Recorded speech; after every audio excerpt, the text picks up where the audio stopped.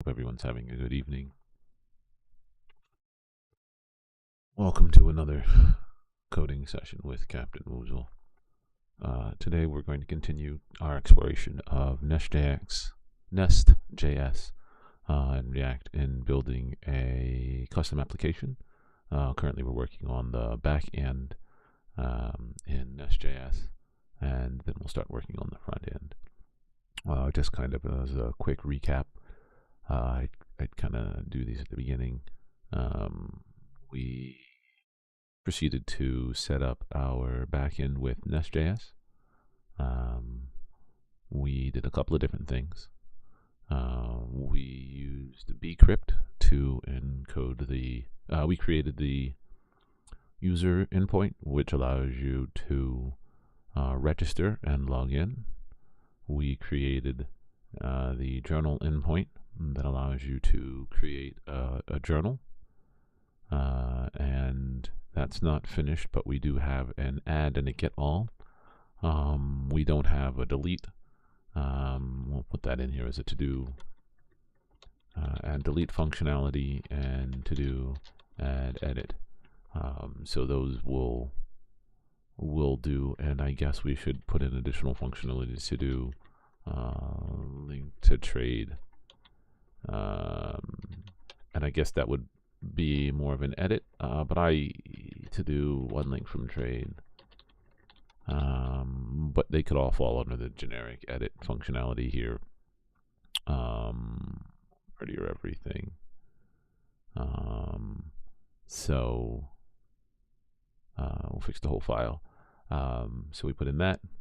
Along with that, for our package.json, we allowed for bcrypt, which encrypts the user's password. When we did that, we added our transformers, and our transformers are really used on the models. So for instance, when a user logs in, we require that they give us an email address and a password, and they can't be empty. The transformer allows you to transform it to lowercase. That way we don't have to worry about that. And then we added in the validators, which again check for the not empty and is email. We had that functionality. We use .env, so we could use .env files in our application. We added some additional lint functionality to remove unused plugins. That kind of keeps our files a bit cleaner, though I like to do that anyway. We are using MySQL with SQLize, so that's being used, and we're using SQLize TypeScript. Now, one of the things we haven't done, and we will do with this application, since we can take our time with it, is do some unit tests. And we haven't started to do any of those just yet, but we will. So for right now, we'll just kind of continue where we were. We'll start adding into our journal controller and put in the delete, edit, and link to trade functionality. And today, hopefully, we will get a chance to work on the trade functionality, but more than likely it'll be options first. So we'll do options, so you can create a unique option. The stock, the strike price, the option price, the option type, and the expiration date. And then for the trade, each trade will have an option, but we can also sit down and enable each trade to have a stock instead, for people who perhaps want to use this for day trading. So you'll put in your we'll add in here a option ID and or a stock ID. And now I imagine futures could come into play with this, but I don't have enough knowledge on futures to say how that works. But we'll put in additional stocks. It'll have a stock ID here. It'll be a GUID. A stock will have it'll be a string varchar. And then we'll have the stock price, which we'll just call price, buy price, sell price. And stocks are probably going to be easier because you only have a straight buy and a sell price. So that should be potentially easier to handle.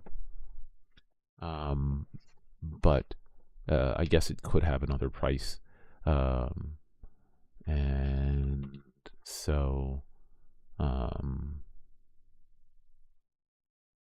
option ID, I guess this should be called the trades table. This could be called journals. But let's take a look at how SQLi set it up, because we set it up as a journal. Let's go ahead and take a look in DataGrip and see how our system created this. Yep, it calls it journals. So, and this is going to be the users table. Yep, users. So this will be called the trades table, and this will be called the stocks table. And this will be options, and it'll have a stock ID and the stock that goes along with it. We could attach and say that, and we'll probably instead do this.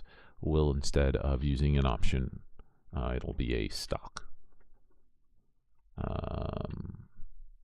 This will be a GUID, and it'll be a stock ID.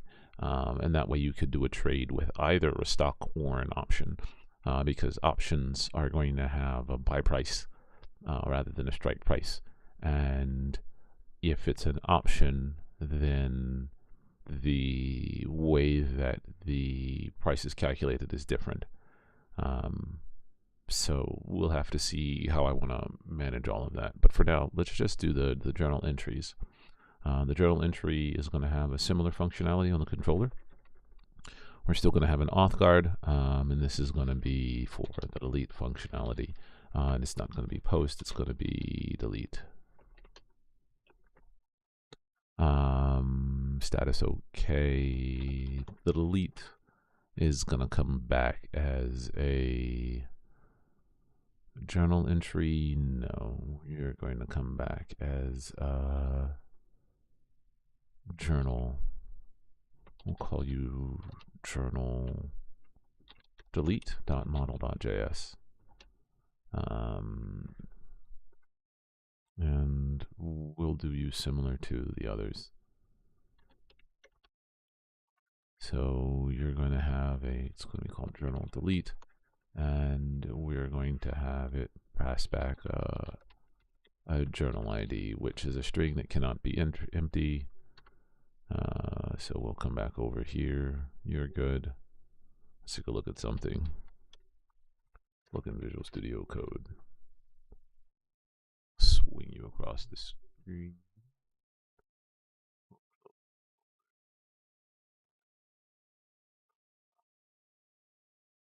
My others. Yep, there it is. So let's take a look.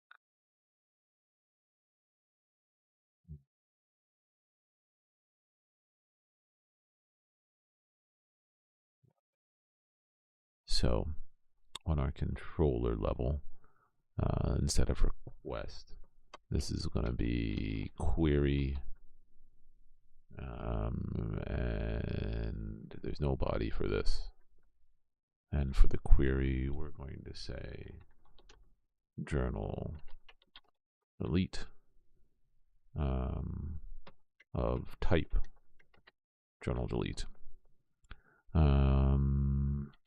Delete. I guess we do need the request.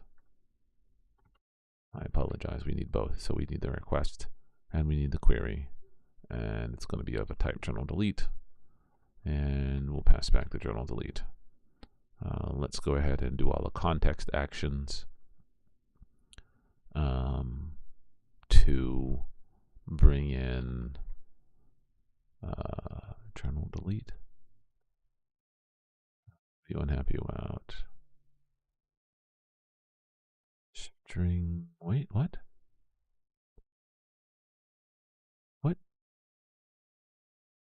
export class is not empty. What? Oh, .js. It's because I made it a .js file. It should be a .ts file. There we go. And now we should be able to import it. I was a little confused. And let's bring in these, just importing all the necessary pieces up here. And we don't need to fix the current file. It'll automatically do it when we save it. So let's go ahead and go to our service layer and delete it. When we do a service layer, when we do our delete, in this particular instance, and we'll put it up here and then move it down below. And actually, while we're here, let's take a quick look. Lint, let's look for, drag this over here. ESLint, sort file by name. Ooh, we can do this one. I like this one. Sort functions by name. Pluggable JavaScript linter. Sort imports. Sort. Huh. We have that one. This rule is a sort that allows groups. Let's take a look at this. But I like this one. So I'm trying to sort packages by name. Plugin import. I see. So paths, groups, external siblings. Ooh, so we could alphabetize case sensitive.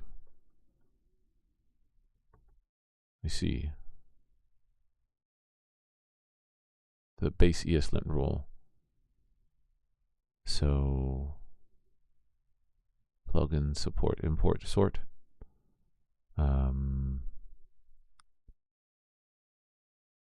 Does not support require, which we're not using. TypeScript friendly. Plugin support friendly. Let's look. ESLint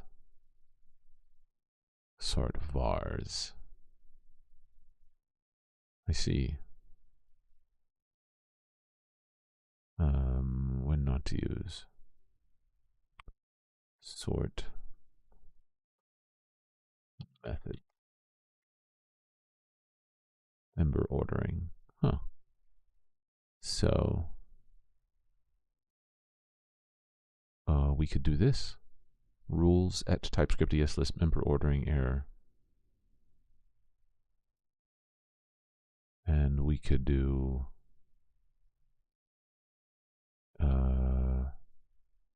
order alphabetically.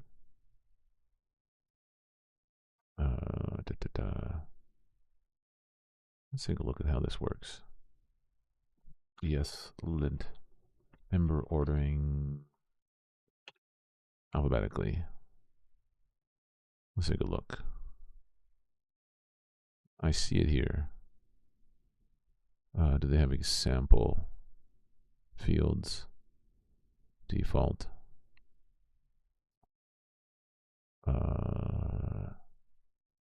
Error. Member ordering error incorrect. Class. Class foo. Correct.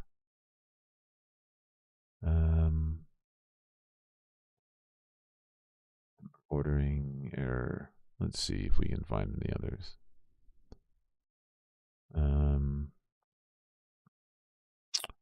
Let's look. Member ordering sort class members. Huh. Add sort class members to the plugin. Static properties, static methods, properties, constructor methods. Oh, I see. Order. I see. Oh, this one, this is nice. And then order to, and then I guess we could say alphabetically.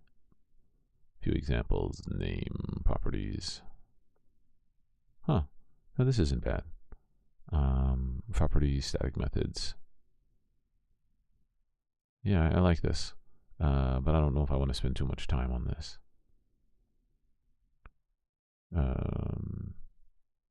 What is this? Passes.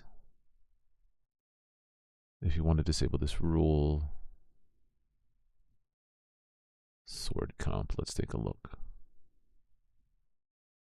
This rule automatically enforce component. React class.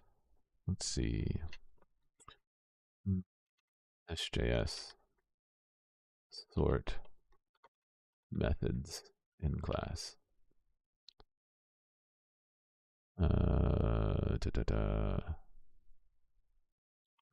It's in class with ESLint. Oops. ESLing. Let's take a look at this. Yes, sort class members. Yeah, let's give it sort methods.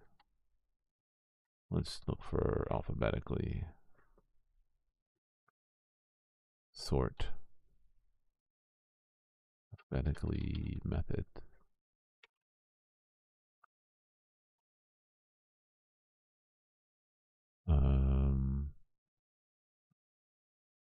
Case insensitive natural. I guess, sure, we can sort our variables, but I don't really need to do that.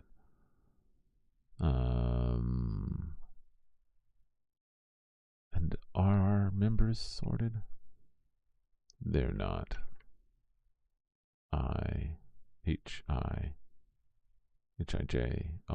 I guess they are sorted.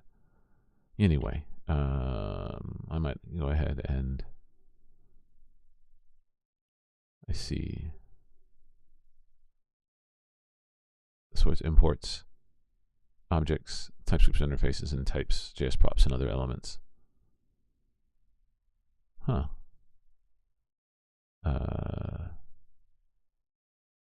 All right, this seems like an all right component.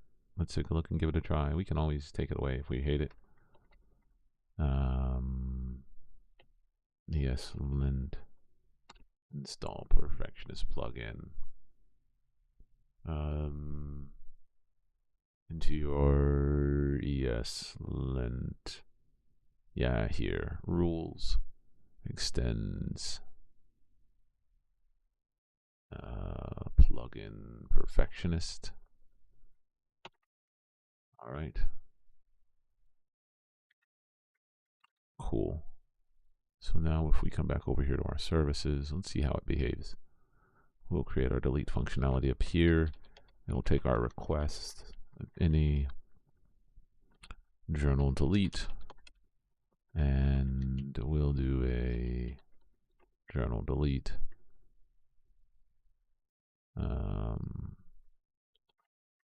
Try. Yeah. Wait, was it helping? Yeah, I think it's helping. Yeah. Throw unauthorized unit ID where the nope, that's right. That's right. That's really helpful. You know, kudos to AI. So we're gonna find one where if there's no journal not found, we try the journal.destroy. No, this is right. What are you grumpy about here? Disable option function return types for type annotations. Why is this suddenly here? I don't think it should be. I believe it's because I forgot I left my catch open. There we go. There we go. Get all, delete, create. Yeah, no, and it sorted everything too. It moved my delete to the right spot. I've got, it separated out my stuff from their stuff. Very nice. I am not unhappy with this. So there's our delete. Let's add in our edit functionality. We can put it anywhere because it'll sort it for us. Async edit. We have a request of any. And the only thing we're going to allow people to really edit is we could either attach it to a trade. Oh, I know what I forgot. So journal entry, and I think if we go back to our README here, I said that a journal entry could be attached to a trade. So you should be able to, when we create a journal entry, let's go back up here to our journal. When we create a journal entry, we could potentially add a trade ID. So as an optional piece, let's make it a question mark. But is by default optional. So we'll come over here to our trade entry in the service, new journal user ID. Yeah, let's go ahead and edit you and say trade ID, journal entry.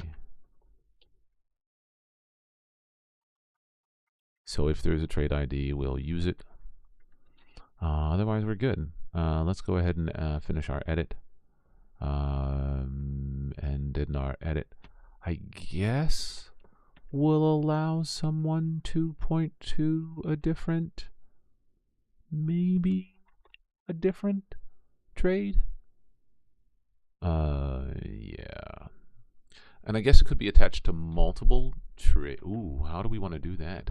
What if we want to attach? We could just attach it to the day, but let's just say that we want to allow people to. What if we want to attach it to multiple trades? Ooh, that's going to be huge.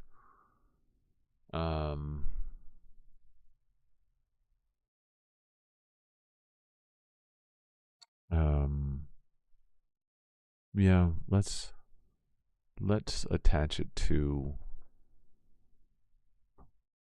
Yeah, whenever we do it, we'll. How do we want to do that? I guess we could sit down and think through. What if a person says they want to attach it to multiple trades? We'll just send it multiple times.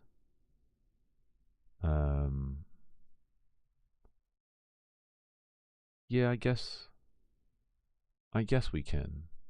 And then every time when they want to edit, they can edit for one specific trade. But yeah, so we'll allow for that. And then for the journal delete, we'll create a new object called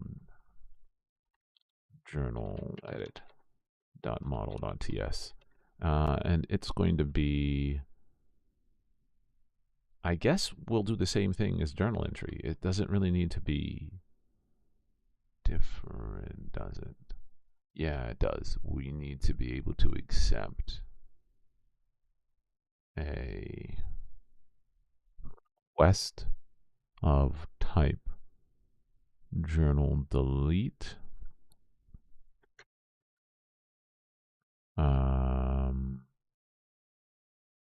Or do we? Do we need a type of journal delete? We could just say a type journal ID.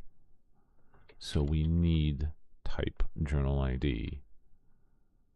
And on the service layer, let's come back here to get all. Let's come up here to delete. And you're going to be a journal ID. You're going to be a type journal ID. And then you're going to be a type journal ID. So yeah, what we'll do is we'll accept a journal ID. Let's come back up here to the controller. No journal. We'll accept a journal ID and we'll accept the journal ID on the query level, and then in the body we'll accept a trade ID. So journal entry, there is no journal delete model. It's actually going to be journal ID. And the journal, let's refactor that again. Let's try that journal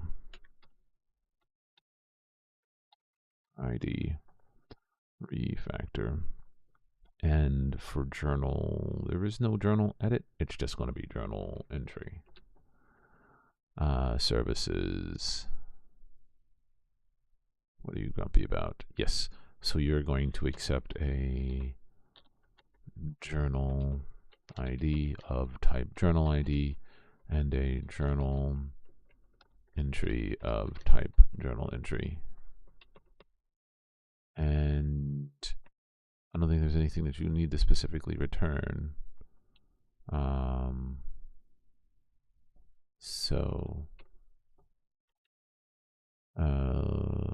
Let's go ahead and on our controller layer, this is our edit. So we're going to have an auth guard. This is going to be of a type patch. Yeah, type patch. And the path is going to be edit.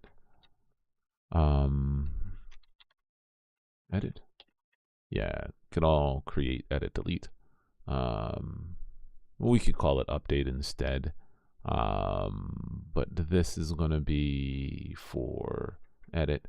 And we are going to do an add trade to journal and remove trade from journal. We'll import patch.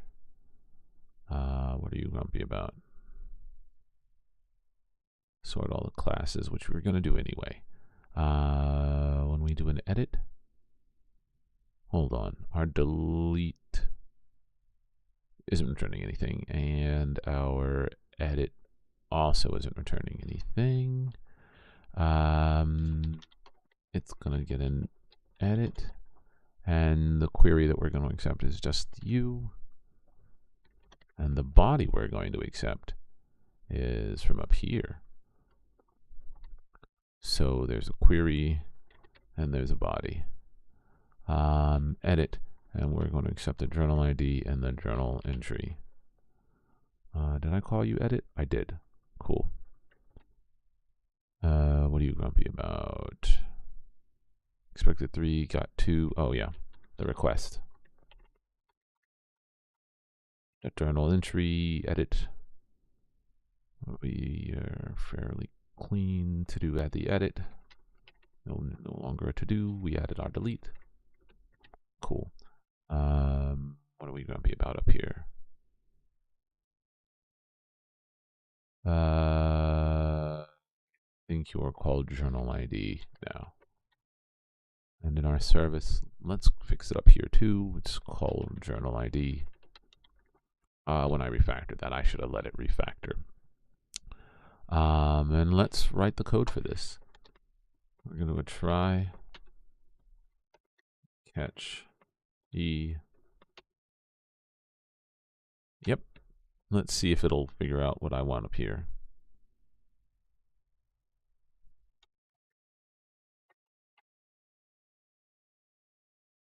Yeah, user ID, journal, find one. All right. Yeah, no, this is exactly what we want. Very nice. So it'll find the user ID.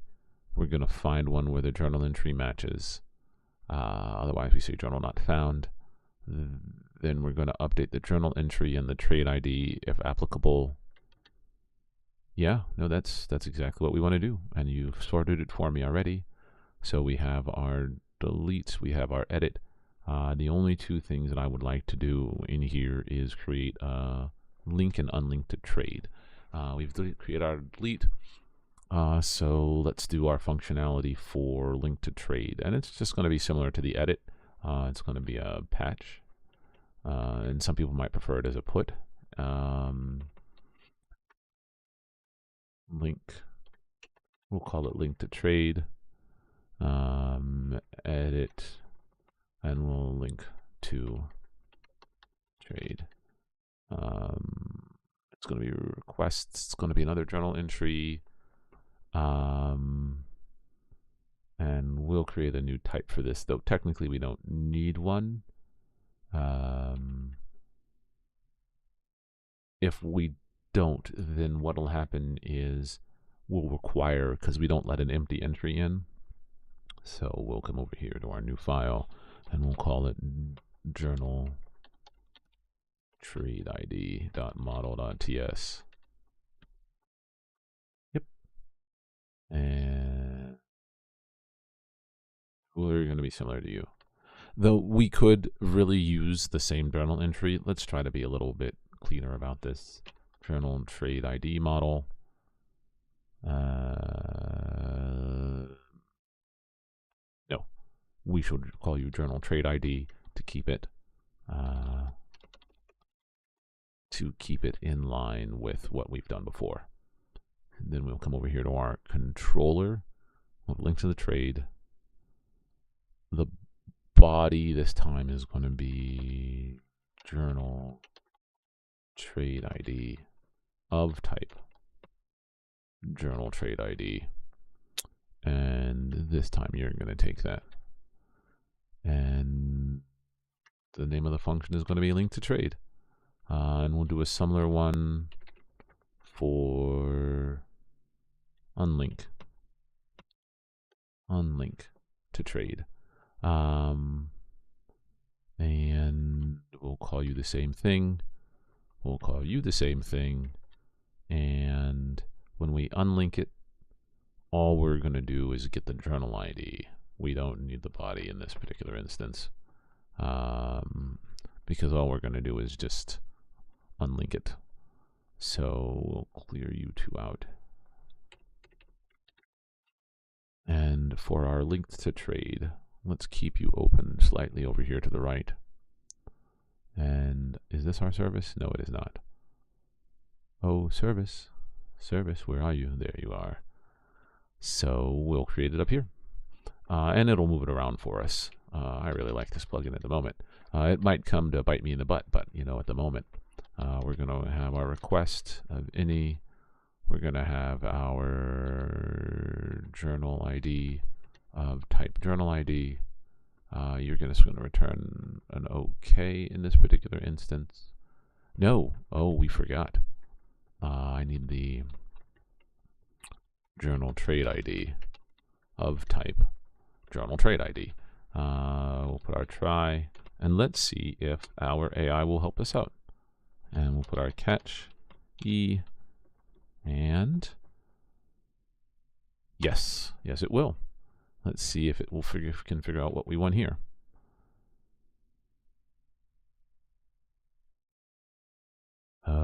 No, it looks like it's struggling.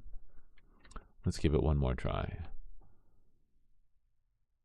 There we go. Now let's take a look at this code real quick. So we're going to find one. It looks like we forgot something here. Almost. It looks like it forgot what we've been consistently doing, which is weird because we've been consistently doing it. We're putting in this thing. Now, what I think the better approach for this might be, let's come back over here and look for nestJs helper functions, because what would probably be better is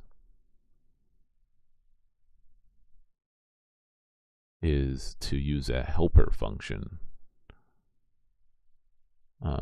and because we're going to check user a lot, so let's create search helpers. Yeah, there it is. Wait, nope.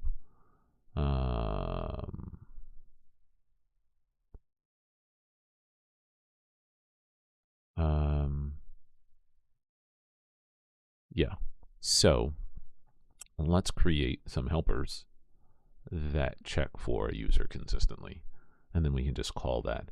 So because we're going to use it everywhere, so we're going to create a new directory called helpers, and in helpers we will create a file called user helpers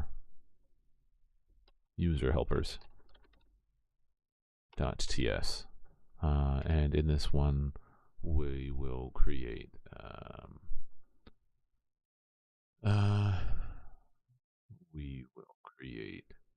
a class for user helpers, and no, almost.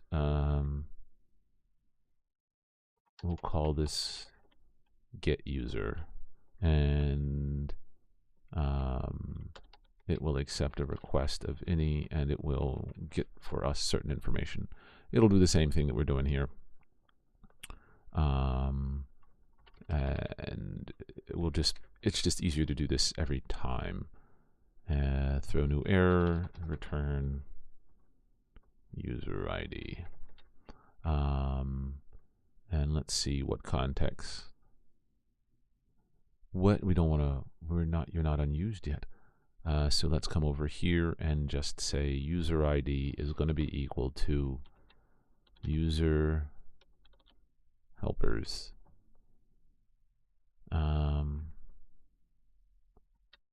Static.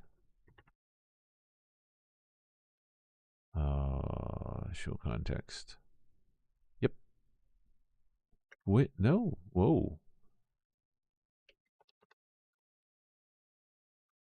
Export class. So where were we? User export static. Will it let us do an export static? Let's see.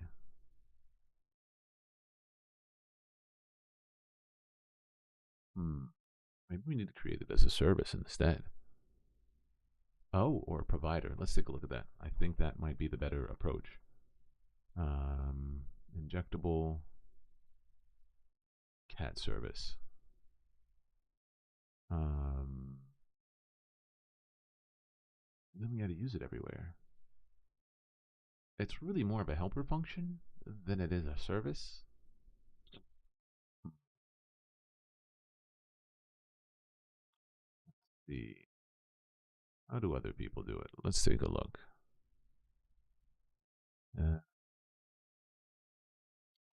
Let's look at somebody functions. No. Monitoring your. Let's see if someone has a way. I'm not creating.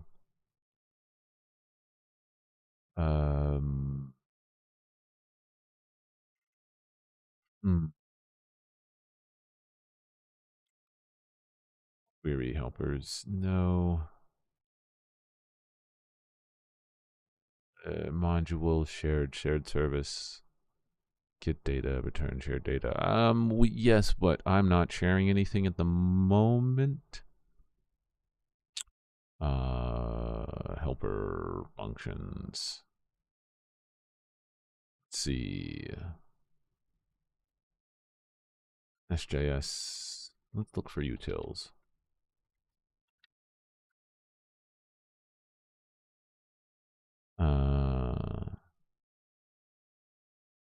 That do not depend on a state. Yeah, which is what we want. It's not dependent upon a state.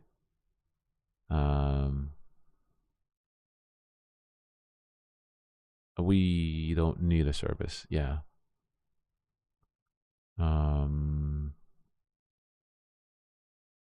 So util class. Let's see if someone middleware export.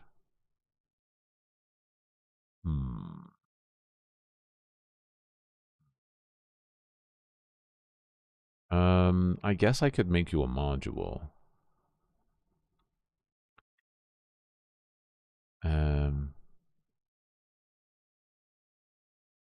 Let's see. Yeah, looks like that'll work just fine. So there we go. We'll get the user ID. And we'll do this all along the board rather than, we'll just create a universal function that handles it and just call it everywhere. It's just, we're going to call it all the time. Yeah. So then we can take this and make it into just one single line of a helper function. So where was I? Create, delete, edit. I was doing a link to trade. So we need the user. We're going to find one where the journal ID is equal and the user ID is equal. Well, I suppose I could put a universal function for this, but it's just one line, really. It's two, I guess. No, I'm okay with that.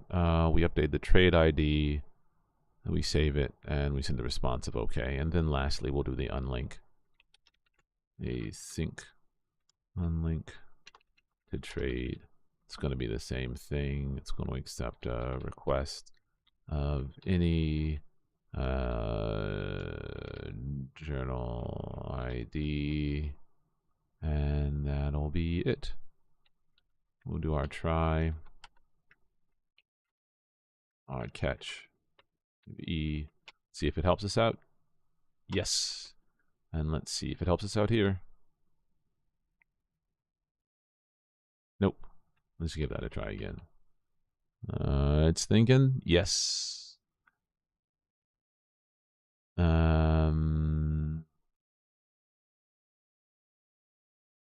Let's see.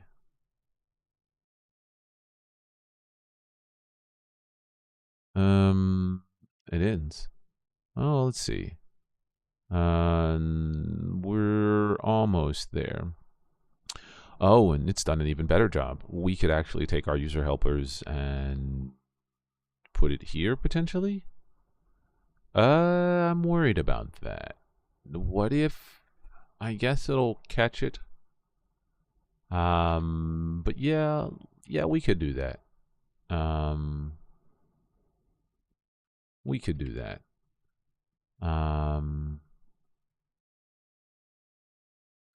Yeah, let's go ahead and do that.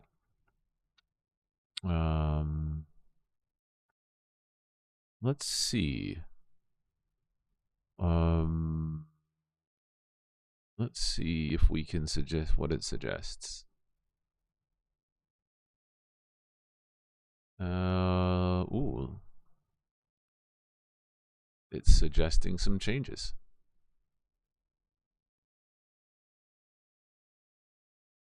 Let's see what it suggests. Wow. And much clearer methods. Okay, okay. I see journal ID, trade ID.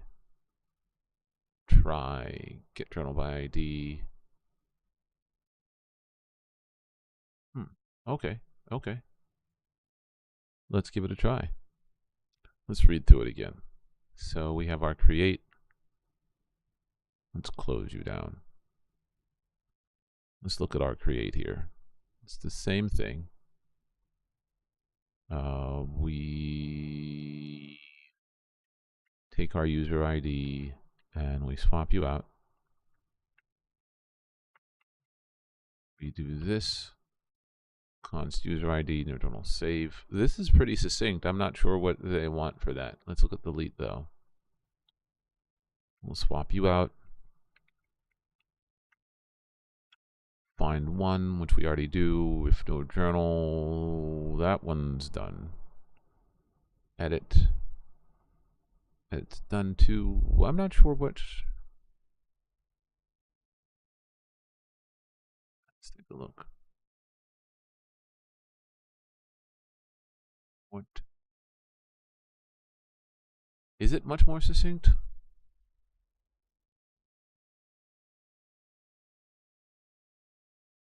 Why? Wait, what? This version of the code has much less redundancy. Clear method names? Does it have clear method names? Oh, I guess it does. Unlinked trade. Link trade. So let's look at what unlinked trade does that's different. We try journal ID. I see. You created a universal function called get user ID from request. Let's take a look at where it is. Oh, I see. So you created a private method up here. All right, I can get behind it. Yeah, much less redundancy. Let's do this. So private get user, get journal by user and ID. All right, yeah, no, I can get behind that too. Much more succinct. So there's less repetition, and then on our create, we say, yeah,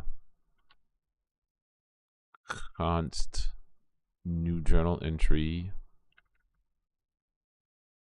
equals this dot. Now there's a create journal entry they entered as well. Oh, they did. There's a new private function. But I don't know if, yeah, okay. I don't know if we use it that often. So let's take a look. We create. Let's grab all of this code. Let's grab all this code and put it somewhere and see.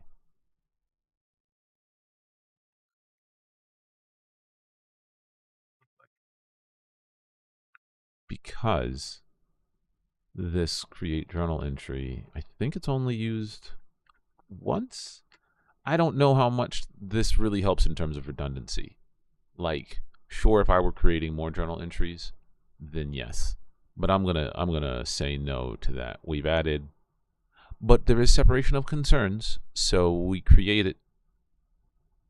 And then,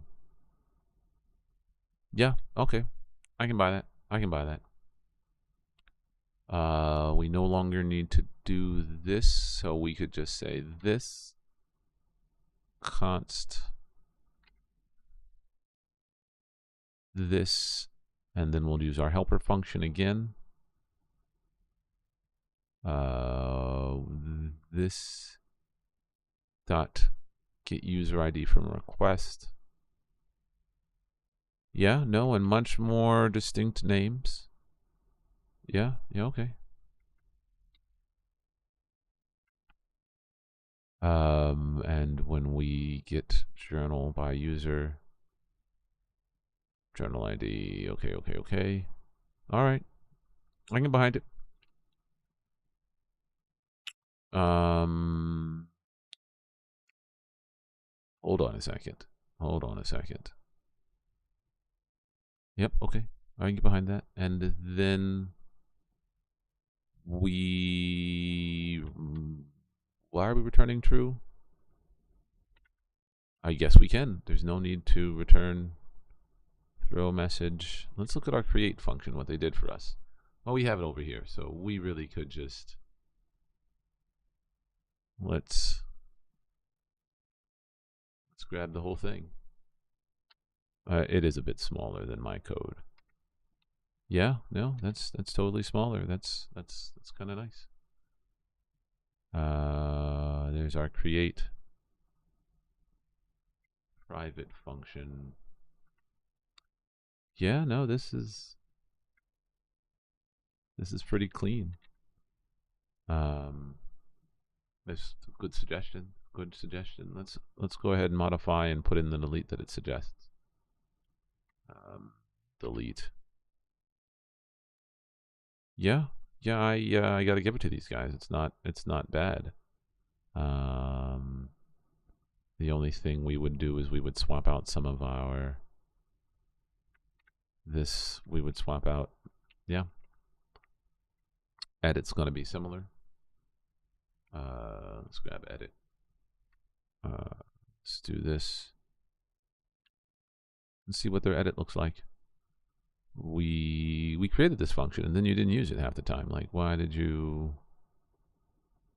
This dot get user from request. Oh, here's our edit. Yeah, it's pretty succinct. I like it. It's handy for that. For our edit. I don't do I want to send back the journal entry? I don't actually want to send back the journal entry. I want to return true.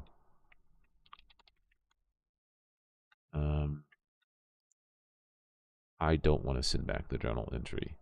I would like to return true. Let's see how it simplified our. Did it simplify our get all? Now hold on a second. I don't see our get all in here at all. Unlink, link, edit, delete, create. Where is our get all? Oh, I guess it didn't simplify it. This is pretty. User helper functions, and yeah, we should probably change this helper function to be, instead of get user, it should be get user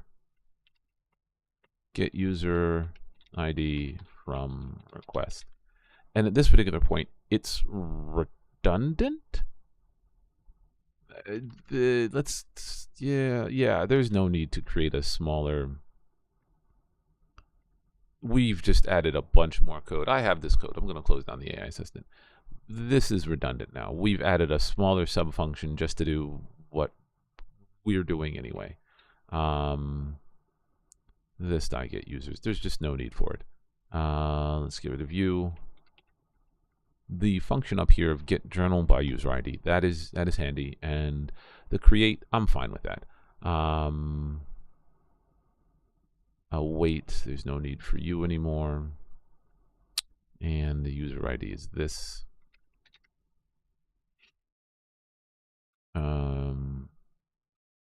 We called this link trade. Let's look at how it changed it. Let's grab our async to trade. It's not bad. I agree with its refactoring here. The names are much more specific. We should call it link trade rather than link to trade. And we're going to use our helper function again. So user ID, that. No need for that. Journal.save. And we don't want to return the journal. I would want to return true. Okay. All right. And then finally, this is the suggestion it gave us for unlink trade, which again is pretty good. It does keep it simpler. So, and we'll use the helper function that I created, which is get user from request. Yeah, save it. It cleans it all up. And then the only thing is we'll come over here to our controller and we'll say unlink trade and link trade. Now, since we have the time and it's my own code, let's see if the AI assistant has any suggestions for us for refactoring. Let's see.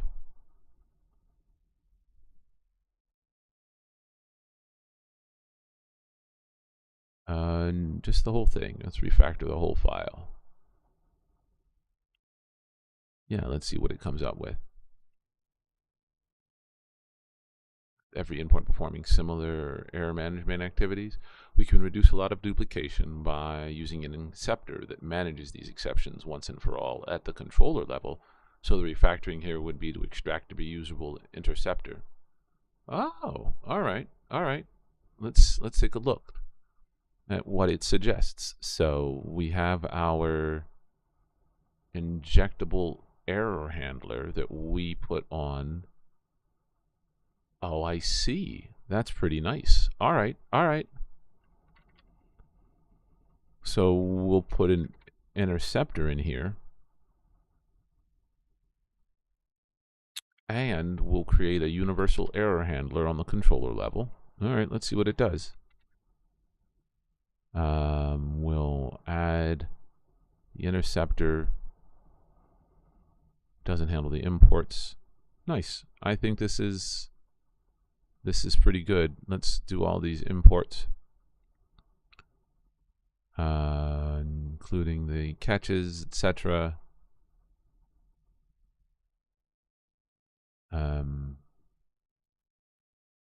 Nice. Save. That'll clean up everything.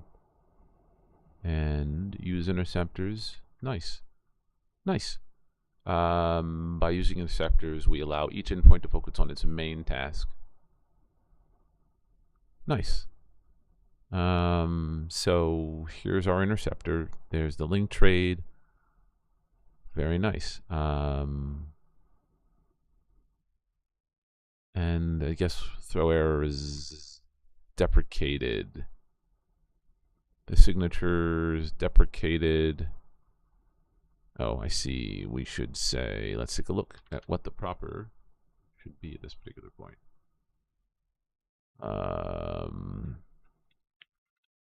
Throw error. Oops, nope. Throw error, yeah, deprecated. What's the preferred approach now rather than throw error?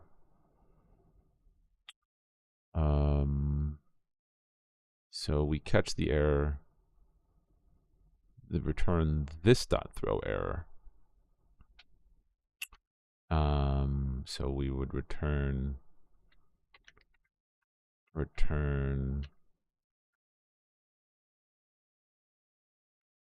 and I guess in this particular case, since we're using this, we could just throw. Yeah, we'll just throw. No need to return. Throw. And yeah, we can just throw. Yeah.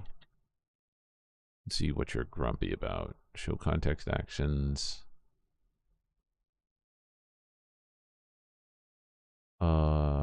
Sure. What are you grumpy about now? You suggested it. What are you? I don't know if we need to throw anything. But what are you grumpy about? Error. Let's take a look. Parentheses error. Return. Throw error. All right. Catch error. Oh, I see. I see. Let's give that a try. But you still don't seem quite happy with it. We'll put you here, return, throw error, error factory. Yes. Yes. There we go.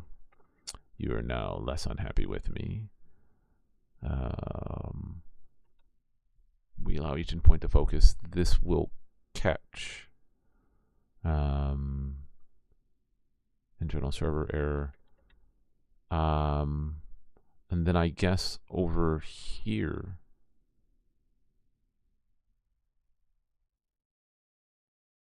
I don't know if there's anything we need to refactor. Well, let's see if it can refactor these two together. Let's see what you got for us, AI Assistant. Refactor. It doesn't look like we can. Well, we can fix all the ESLint problems. But it doesn't look like it gives us the option to do the AI assistance with these two. That was a good suggestion, by the way. So AI action, suggest refactoring. Is there any? Well, nothing more.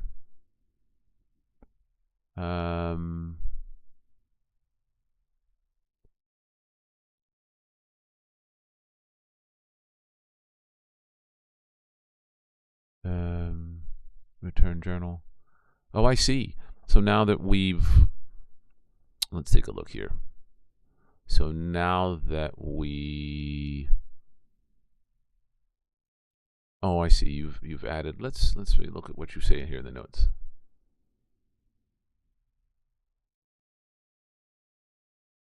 Also, the request is renamed as request to make it more readable. Okay. Let's take a look at this code and see what you suggested for me. I don't hate it, but let's take a look. So, start at the top up here for our service. You have our class constructor type of journal that wasn't changed. We have the create journal entry. Okay. Get journal. We're still doing that. Get journal from request. Why? Why? If we're doing this get journal from, like, I guess, but does it really clean it up that much? We're gonna get the journal from, we just get it from the request rather than, but it seems like we're doing a jump of a jump here. Like, we created a function to get it, and then we say get it from the request, which we were going to do anyway. It seems like an extra step. Let's see though.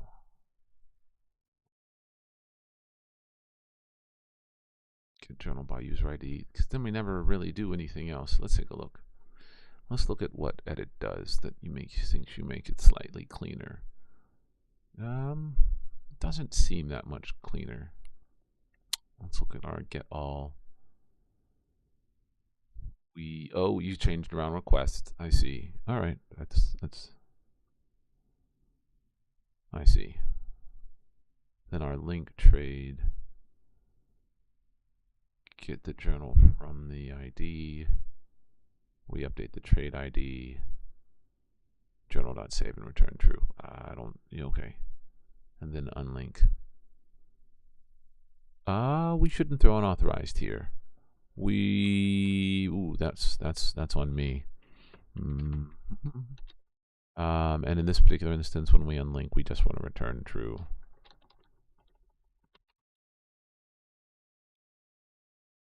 So, no, trade ID should not be unidentified. We'll just set it to null. Save it. Get journal by ID. So sometimes the AI assistant is wrong. Not like wrong, but like kind of wrong. Return true, which it should have gotten by the fact that I don't want to return anything, and every other place I did. I guess we could set it to undefined, but this is going into a database, so I'd prefer it to be blank. I guess I could set it to null, but so we await this, we get the journal. Not bad. The controller, we don't have anything else here that we want to catch. Intercept exception content. Okay. While we're here, let's play around with a couple other things. I got the time, and I got the AI assistant. So, I don't think the module's pretty clean. Go ahead and sort it for me. I'm fine with that. The controller's fine. You're fine. Oh, let's. I guess you're not happy with things. Let's sort. There we go. Now it is happy by the sorting. Module is fine. You're fine. You're fine. Entry and then trade ID. You're fine. Let's go ahead, and since we have the AI assistant, let's go ahead and see if it has any suggestions for the refactoring of this one. Let's go ahead and give it a try. Let's suggest a refactor. A minor refactoring can be done to the user controller. I observed that create and login methods have common pattern. By calling the respective model from user service for improved readability. I see. We can extract this shared behavior. Both return So let's see what this refactor looks like. I'm surprised it didn't suggest a user operation. I'm surprised. Oh, this is a good suggestion, by the way. I am surprised that it didn't suggest an interceptor like it did over here on the controller. I'm surprised. But let's see. Let's continue. Again, I'm surprised it didn't suggest an interceptor, but I do appreciate this. So we can return this .user operation. Yeah, no, I agree. That's the login, and oh, it's handy. I don't disagree with this approach. It does make it a bit cleaner. This .user service .register. You can't find the register piece. Let's go to our service. Login. Oh, I called it create. This should be called register. That makes a lot of sense. Save. Let's go over here to our model. You're grumpy about things. So yeah, since I have the free time and it's available, let's go ahead and let's suggest the refactoring for this one. Let's see what we can come up with. Let's read. The login and register methods in your user service class have very similar patterns. They both do some operations, generate a WT token, and return. They catch it and throw a bad request. We can improve the readability by extracting the repeated JWT generation. Now hold on a second. Hold on a second. Didn't we refactor this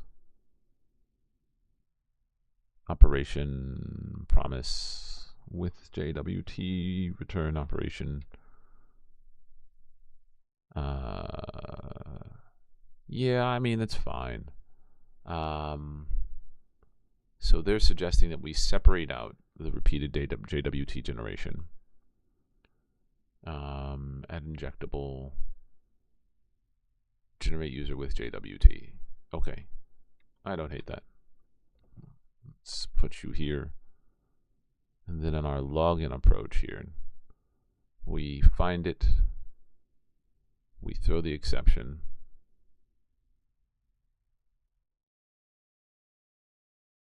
Now, didn't we run into the same problem over here in the journal service when we throw? So I wonder if, let's do another interceptor here and see if that goes away. Let's grab this injectable, throw it up here at the top of this. And let's come over here to journal controller and add this interceptor here. And now let's see if it's still grumpy about it. Yes, it is. Throw of exception caught locally. So let's take a look at that. If validate password, we throw the exception not found, and return this generate. Okay. Yeah, then we don't have to do the JWT or the payload. Yeah, simpler code. Kudos.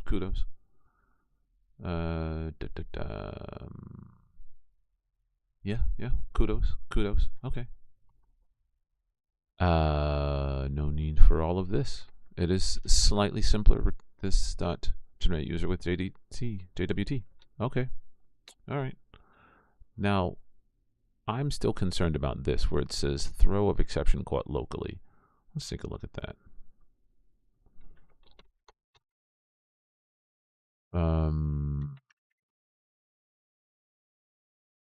Throw of exception caught locally. Let's see.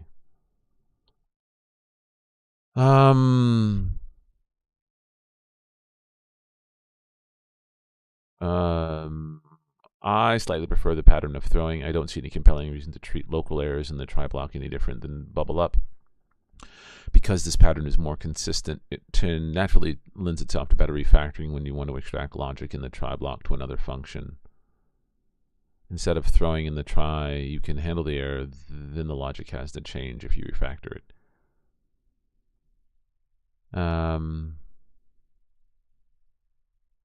But the difference between the two is absolutely trivial. Consider the possibility it is a bit too opinionated here.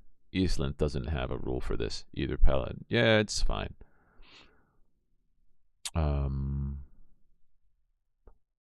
You're checking for something and throwing an exception if is allowed. I see. To do call send error code, you should throw exceptions to external callers if you don't know how to handle this, i.e. exceptional circumstances. In this case, you already have a defined process of what to do if this happens. Just use it directly without the indirect throw catch. Send error code. Let's take a look at what they have. Send forbidden, send error code.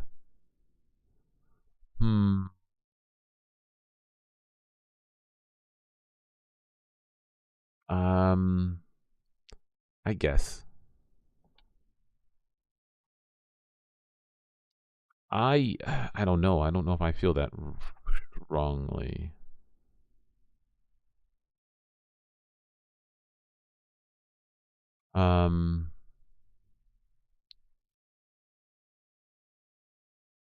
I guess that is true.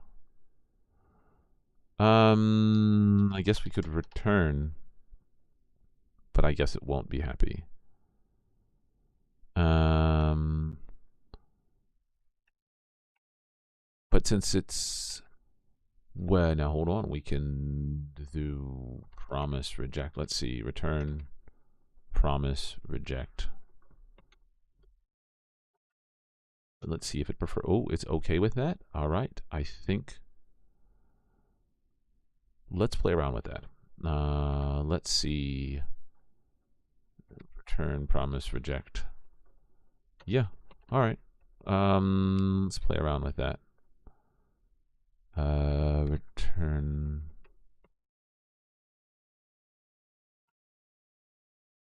No. Yep. Let's do this here as well. Though they are right. I think it's a matter of opinion. But let's try to come up with a consistent pattern that we're going to use going forward. So everywhere in here where we say throw new, let's swap you out with this.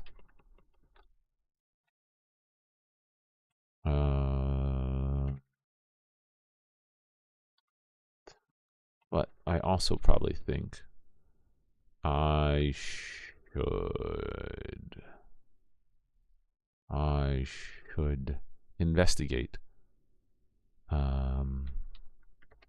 the interceptor as well.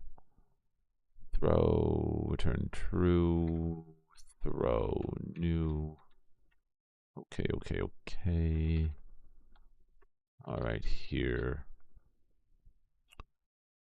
Throw.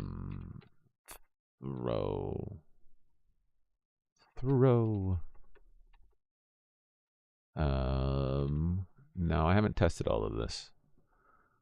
We catch all of the things. We catch these things here. So let's go ahead and clean up all of the files so that they match with the linter. Otherwise it'll get grumpy with me. You're fine with that. You're fine with that. Auth guard. you're grumpy about things, and main.ts, you're grumpy, you're not grumpy, you're grumpy. All right, let's take a look. And all this is doing is just cleaning up the lint stuff. There's a lot of stuff that got cleaned up in here. All right, nothing in app service though. All right, let's go ahead and run this. npm run start dev. npm run start dev. And let's see what's broken and let's see what works. Watching for file changes. That's working just fine. Let's go ahead and start up Insomnia. And let's go ahead and test all of our endpoints again. Now, I don't always agree with some of the minor refactoring, but again, I have a free trial, so might as well give it a start or give it a try. And then from here, we'll go ahead and create the hello world. Apparently Insomnia is not, oh, there it goes. So let's go ahead and let's create a new collection. Let's call it the option tracker. Let's go ahead and now there's so many things that I should probably test. So, and we'll create unit tests after we create it. But I think for most developers, they probably want to do unit tests as they're writing pieces. And it's generally a better approach. So let's go ahead and http://localhost. I think you're on port 3000. Let's do that. And then let's go back home because I did it over here. Nope. My collection, yeah, localhost 3000.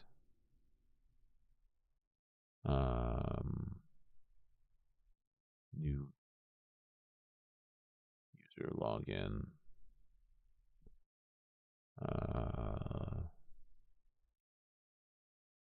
Is that? Hold on a second. Storm.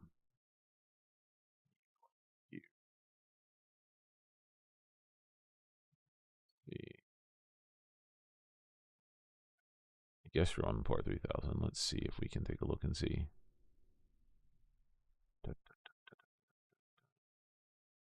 Yeah, let's see. Let's go back here. Option tracker, new request. Let's do create. Do a register.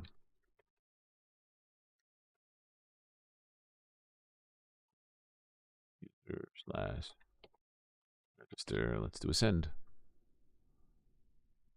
I see. Internal server error. Bad request exception. That's not quite what we want, is it? Let's come back over here to our option tracker. Internal server error. That's not what we want. We want to say, let's come back over here. Yeah, so I don't think that's the best approach to take. Save. Now when we send, this is what we want. We want a bad request. So though I appreciate the AI suggestion on the journal controller to use an interceptor, I disagree with that approach here. I actually want those messages to display as I want them to. So like when someone sends a bad request to register, we want them to say that it was a bad request, but we also want to give these messages back. And I don't want it to kind of stop that. So some of the suggestions good, not so others not so great. Speaking of which, while we're here, let's simplify these which should be called link trade. Link trade. and this should be called unlinked trade and unlinked trade, not unlinked to trade. So there we go.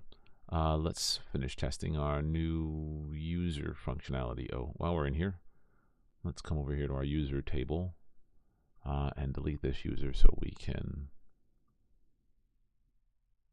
use that information. Let's come over here to our journals too and delete both of you. Yes. And now back to Insomnia. JSON, nope. JSON, let's go ahead and put in an email address. And let's continue faking it out for right now, just so that we can kind of test all of our functionality. Yep, that works fine. And if we do test and test.com, send that in. Password should not be empty, and we'll use a terrible password of password. And undefined generate this user JITN. So there's some of the things that we run into. Glad we did this test. Generate user with JWT.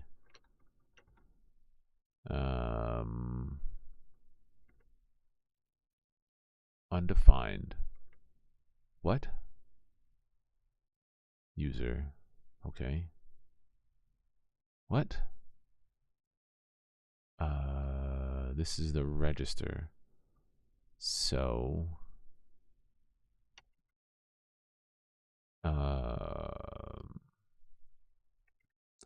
cannot read properties of undefined.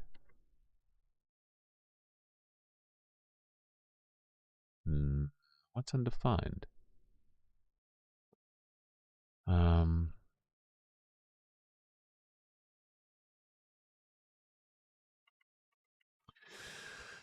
I don't know of a nice way to debug this, so let's console log you.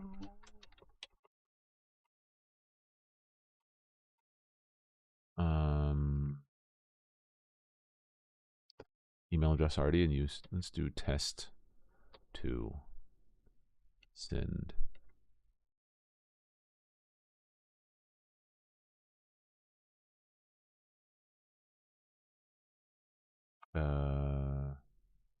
It's because let's see if we can get that. Let's do test 3. We have user ID. So that should be fine. So when we go here, const user, user.user ID, sync asynchronous, return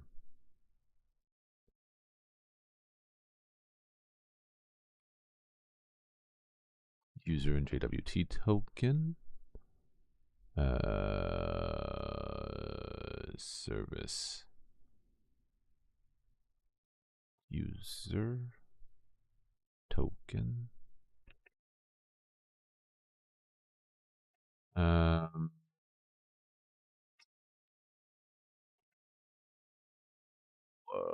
This is unusual because we had the same code. So what's going on here? Let's take a look. Let's console.log the token and log the payload. And let's see what's happening here. Let's do another test for creating a lot of junk data here.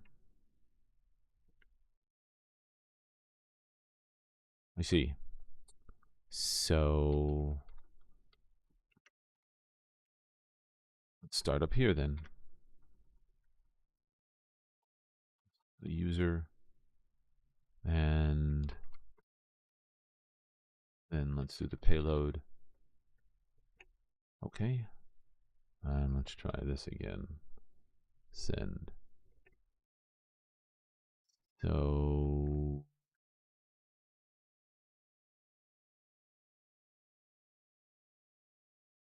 private async. Well, what?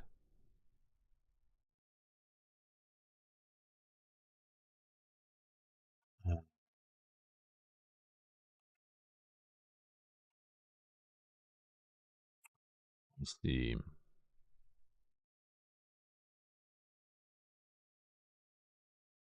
Hmm.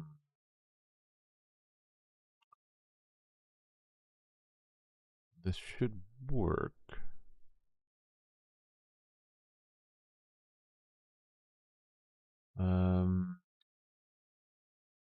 Why are you not working? Uh,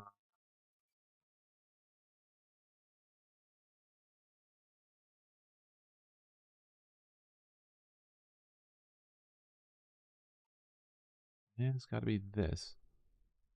And you do exist. You need the asynchronous.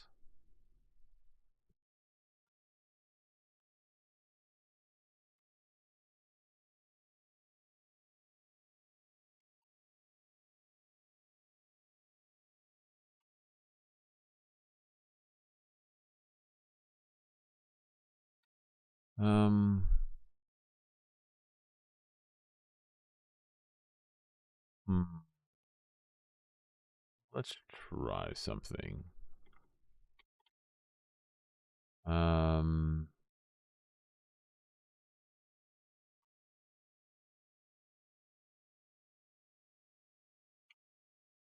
let's try this.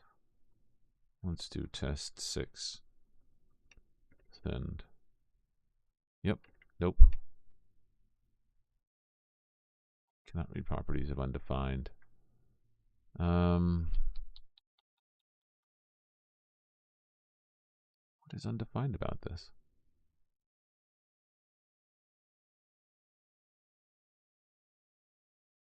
What is undefined about this? Generate user with JWT. No, you exist. You accept a user.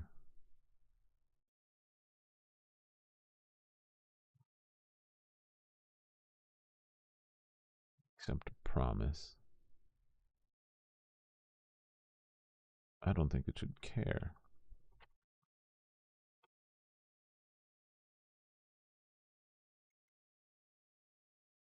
Let's see, let's do test 7.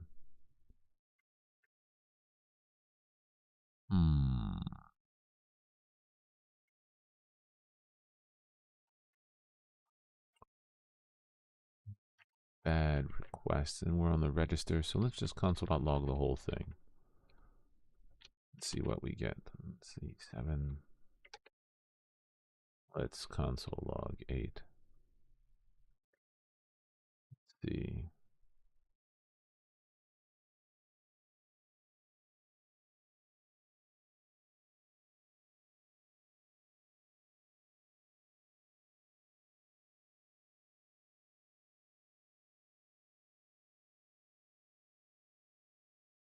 What?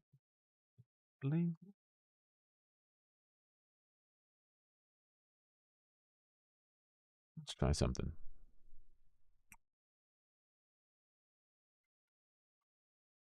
Let's come down here to register and return this. Let's do this.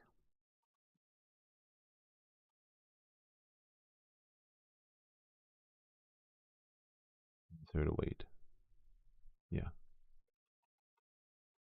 Am I not having a wait up here? Oh, I see the problem.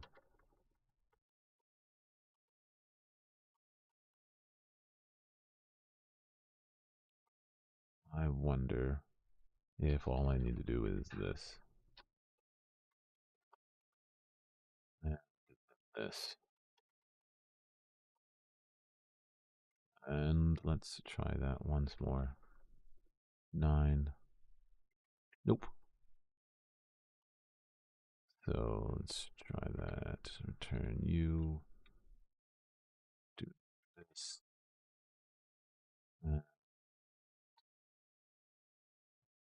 Stop you. Stop you.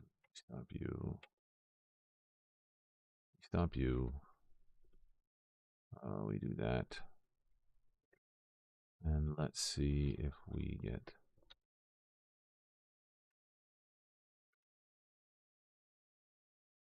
No, you can't find it at all. Is it because it's private?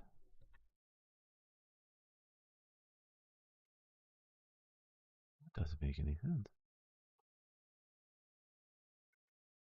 No.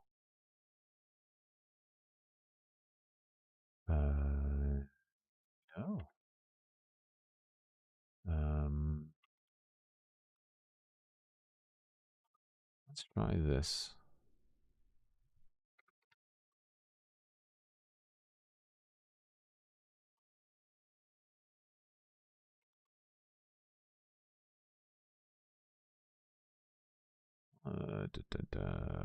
We're not doing anything.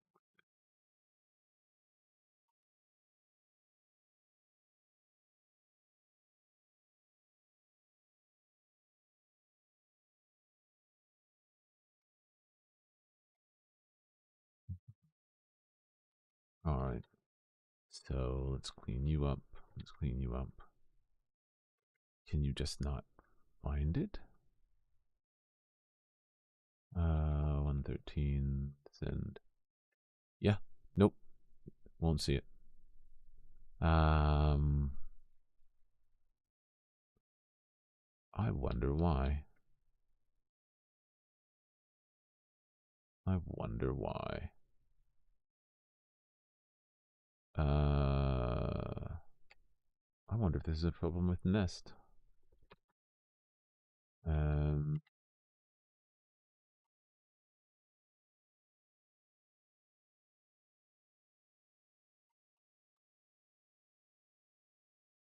uh,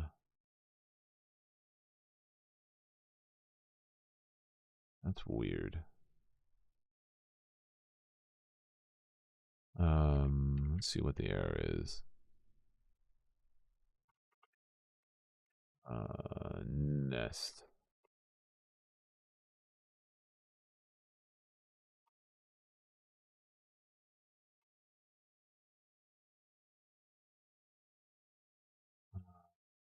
Uh,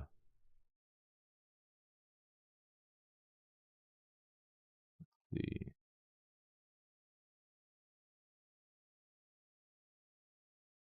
I see.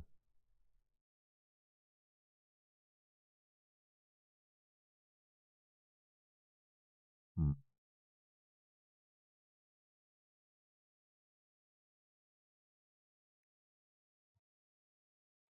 Sure. Let's see. An injectable constructor.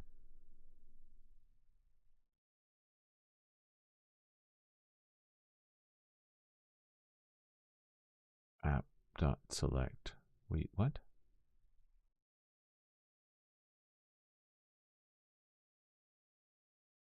Hmm. Select. Let's see. Not be proper. Get undefined. Wait, what's going on here?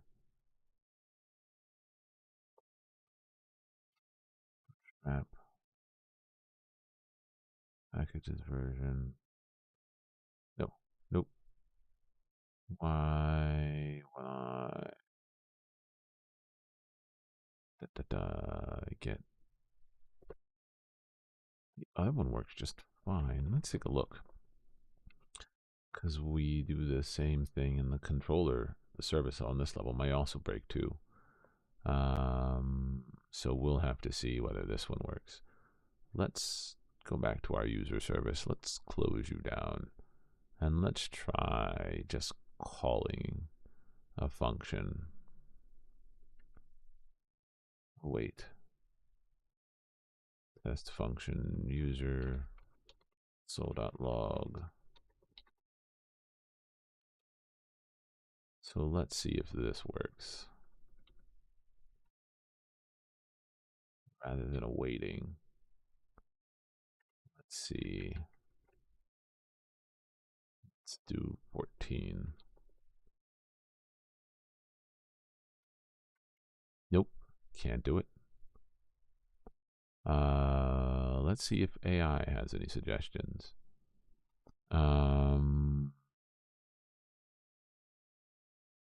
Explain code, generate unit tests. find async register.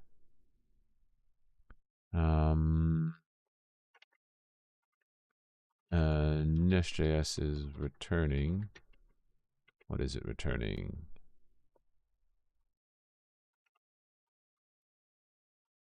Let's see.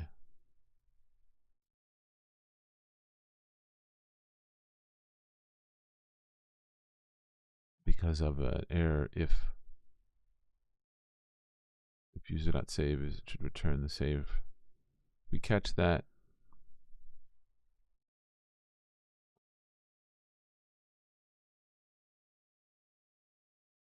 It's not defined in the same scope with register. And also, what? I don't think. Well, all right then. I guess we're going to have to do it the old-fashioned way.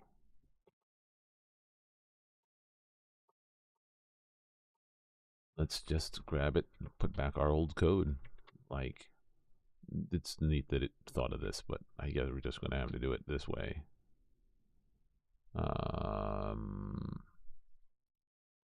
That's so weird, though, that it didn't work. Your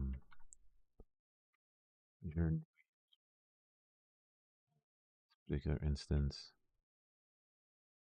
found user.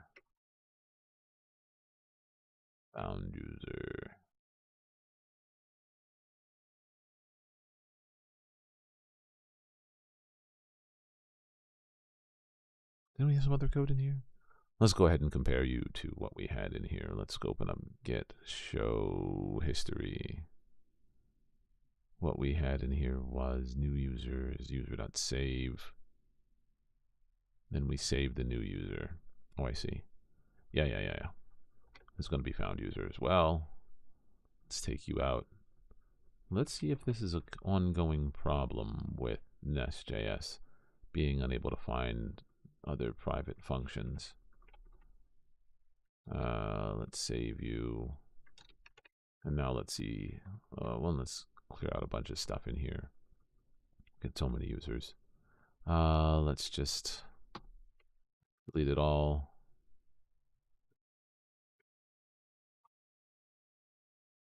We got no journal entries. We got no users. Let's go back and make our new user. Test.test.com. JWT service. Now you can't read the JWT service. What is going on here?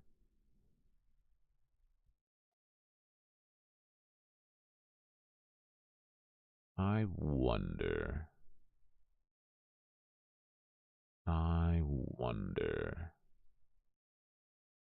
Is the order of things an issue suddenly? User. Let's roll you back to what you were. Because there should be no problem with this code. Suddenly you're like, cannot read properties of the JWT service? Well, that's just weird.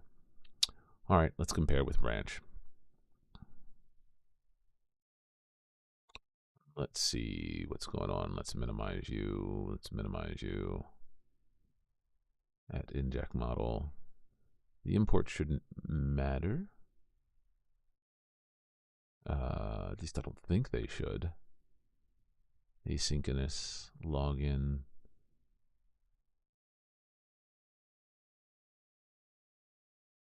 Promise.reject. So we have our login and we have our create.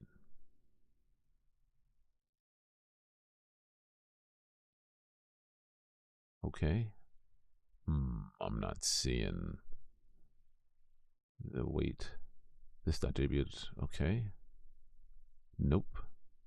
This looks to be about the same. The only thing I guess that I could do differently is, let's see. User with model. Nope.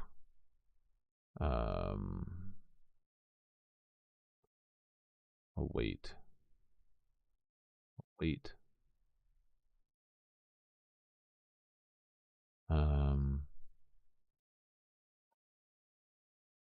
Yeah, does this matter? Hold on.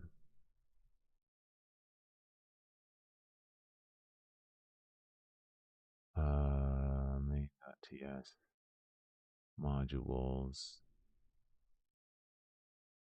Big user module. Don't see anything there that's causing any issues.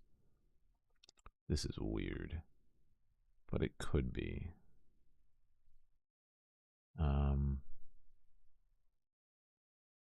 Let's see. Let's see that we have the old one still up. Compare with branch, origin, main. Type of user, no, that's fine.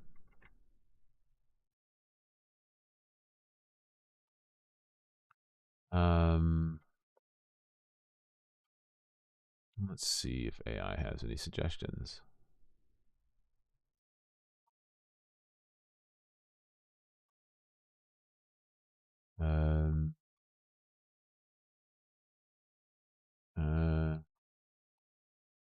I am getting the error. Cannot read problems.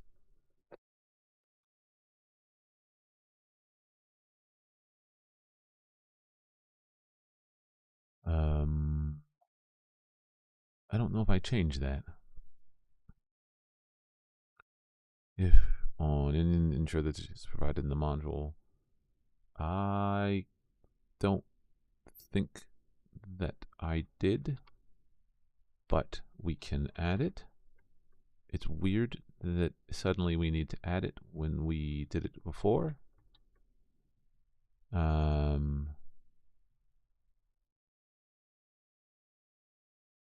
Yeah, okay. Let's give that a try again. 2. Yeah, no, I don't think that's it. I think something else has gone awry.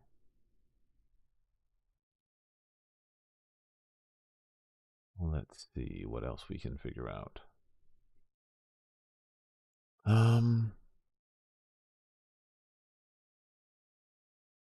Private JWT service. You should be available.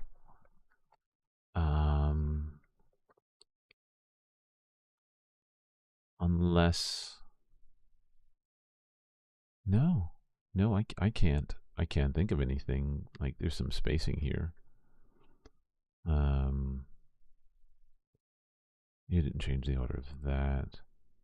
We didn't change the order of that or that. The only thing I can think is this operation. Is it this? Register. Let's try this.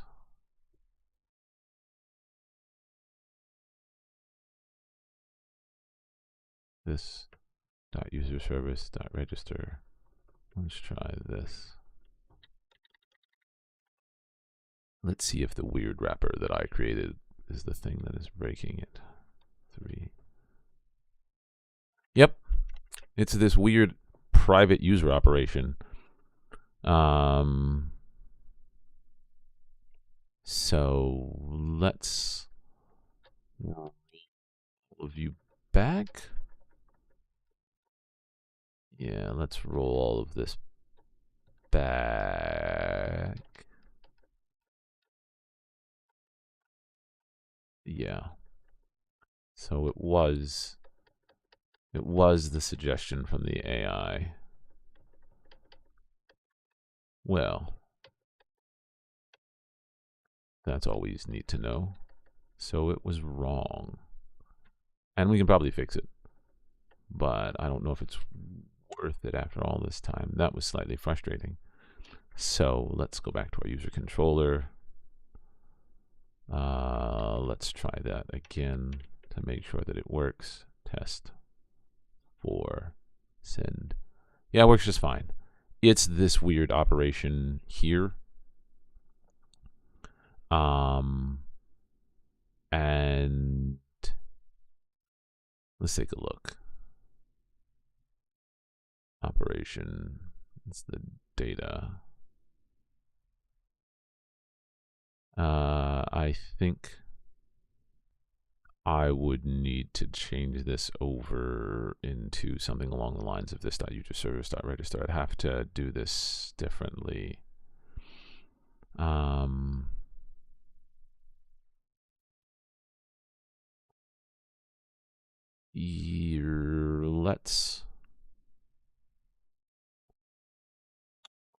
Let's not for right now. And let's do this instead. And so the AI is not always right. Well, that's always good to know. Otherwise, I think we're good there.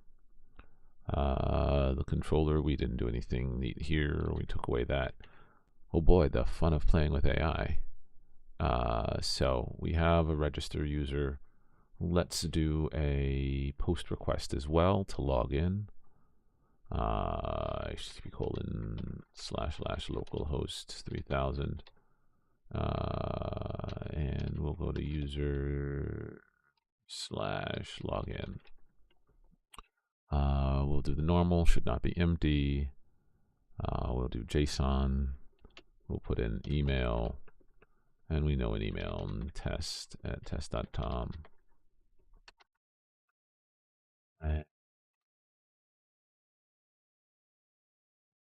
Let's do a password, and I believe our password is just password.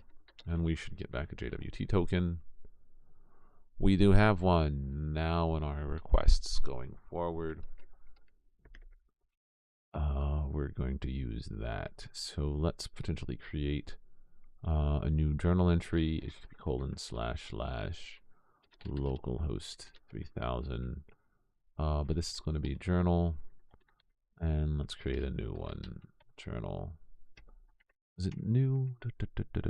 Journal create is just add, delete, edit. Yeah, so add. And you are a post request with a body of JSON. And authorization headers. Auth. Bearer token. Let's grab our token. There, JSON send. Entry should not be empty, so if we do entry and do test, do a new journal entry, it should accept it. And if we do a new journal entry with a trade ID, we'll just call you sample trade ID. You should accept that as well. Cool. So there's our trade ID. Login user. Create. Journal entry. And now we need to do one to get the journal entries, localhost 3000 journal. And we need to add back the bearer token, which we kept here. Let's do a send. So there's our journal entries. Call you get journal entries. Oh boy, all the testing that needs to be done. So let's delete one. We'll need a journal ID. There's one. So let's do a delete real quick. Delete journal entry, and we'll actually stop at least the testing and try to start the beginnings of the trade controller. And we'll actually see whether the AI is actually any good at creating some of the unit tests. So we should be ://localhost 3000 /journal/delete. And I think we said for this we did the query parameters of that.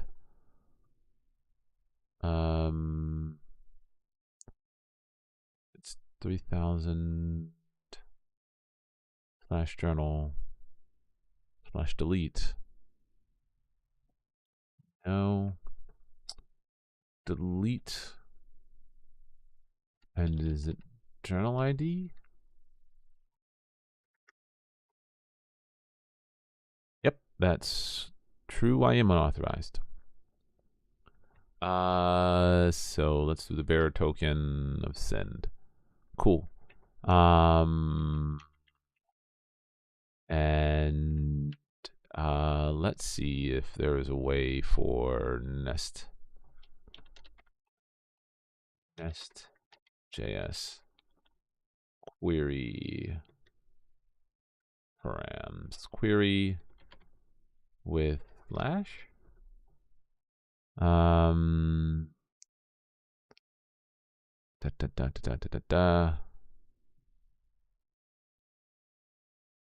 By adding in the regular wrapped expression.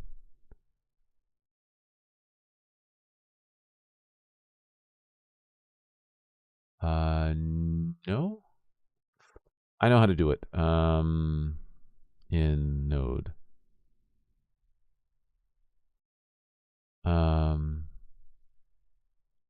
We already know how to do that request. Yep, we already accept that.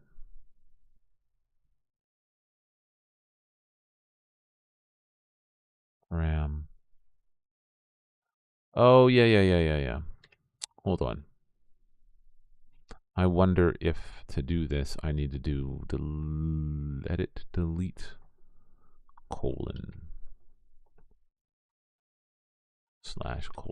:/journal ID. And I wonder if that will allow me to do it.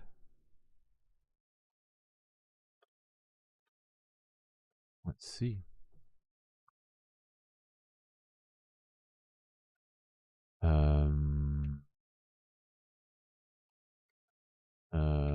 Query with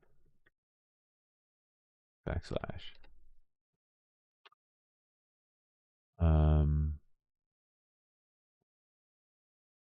We're looking for nestJs though. nestJs 3 params. Let's look and see if the documentation has anything.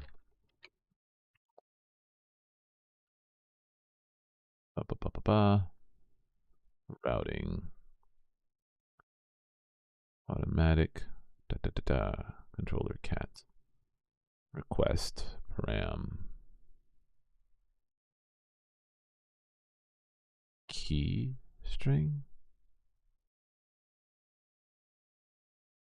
Okay, I see. Route wildcards. Okay. Headers. Redirection. Yeah. Route parameters. Did we do param? We did query. Oh. I see. So it would be @param.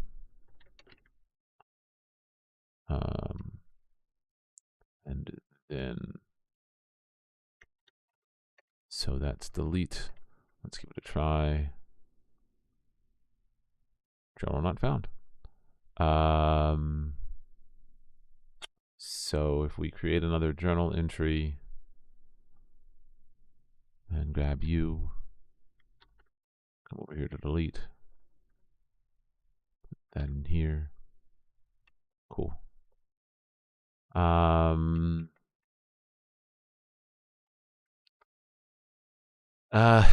Yeah, so that answers that question. I would prefer to do this approach.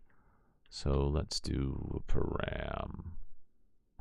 Every place where we did query, which I think we did it. Let's see. Let's with param and slash journal ID. And what should be a param? Colon slash colon journal ID. And now we have an unused. Where else are we using query? All right, let's take a look. Oh, there it is. So it should also be your param as well. That's param. And then colon journal ID slash colon journal ID. Let's fix a couple of things. One, I am concerned about the fact that when we can't find it, we're letting them know. We should probably just return a false. Just return false. Well, I guess it doesn't matter. Like, if someone tries to access this externally, I guess they could keep doing it, but we're matching it by user ID anyway. So we'll just let them, potentially keep finding it. So anyway, that takes us there. Let's start down the stock route. Let's create at least the base stock. I think we have a general approach for how we want to do things, kind of down pat. We have our auth guard in place. Yeah. Let's go ahead and at least create the base pieces for this, and then we'll call it a night after that.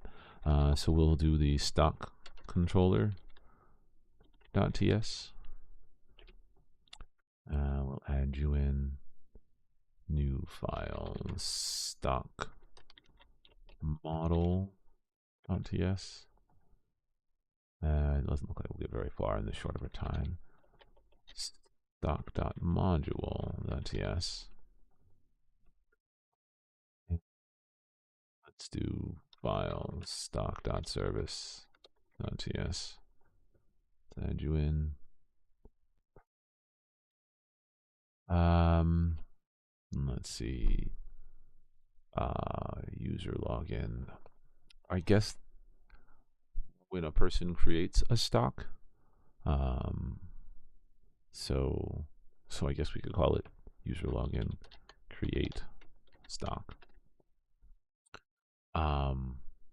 Now here's one of the things. We're probably going to need a third-party API to kind of to verify certain stocks. We're only going to allow for, I guess, the US 100 or the US stocks. So create stock model. That's it. Let's create the base pieces like we have for every other thing. For stock module, we'll do the same thing. Yep. Stock module, stock service, stock controller, and then we'll import all of these when we need them. Yep, you can find them. So let's go to the stock model, and based upon the README modifications that I did, stock's just going to have a GUID and a string character. So let's come back over here to our model. Let's clean up some of this clutter. Close the other tabs, and we'll just have these two open side by side. We'll do the same thing. We'll do an at table. We'll export our class.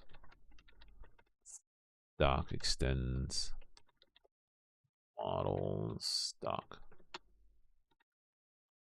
Let's import our model. Let's do our first column, and it's going to be the same thing, but instead of user ID, we shall call you stock ID. And just, is that it? I guess it's, no, we should actually think that through. There should be more to this than just the stock. It should be the stock name, ticker symbol, ticker, and the exchange that it's on. Each stock has an exchange, but option ID, option, stock name. Yeah, let's leave it at stock name rather than just name. So let's understand stock in finance.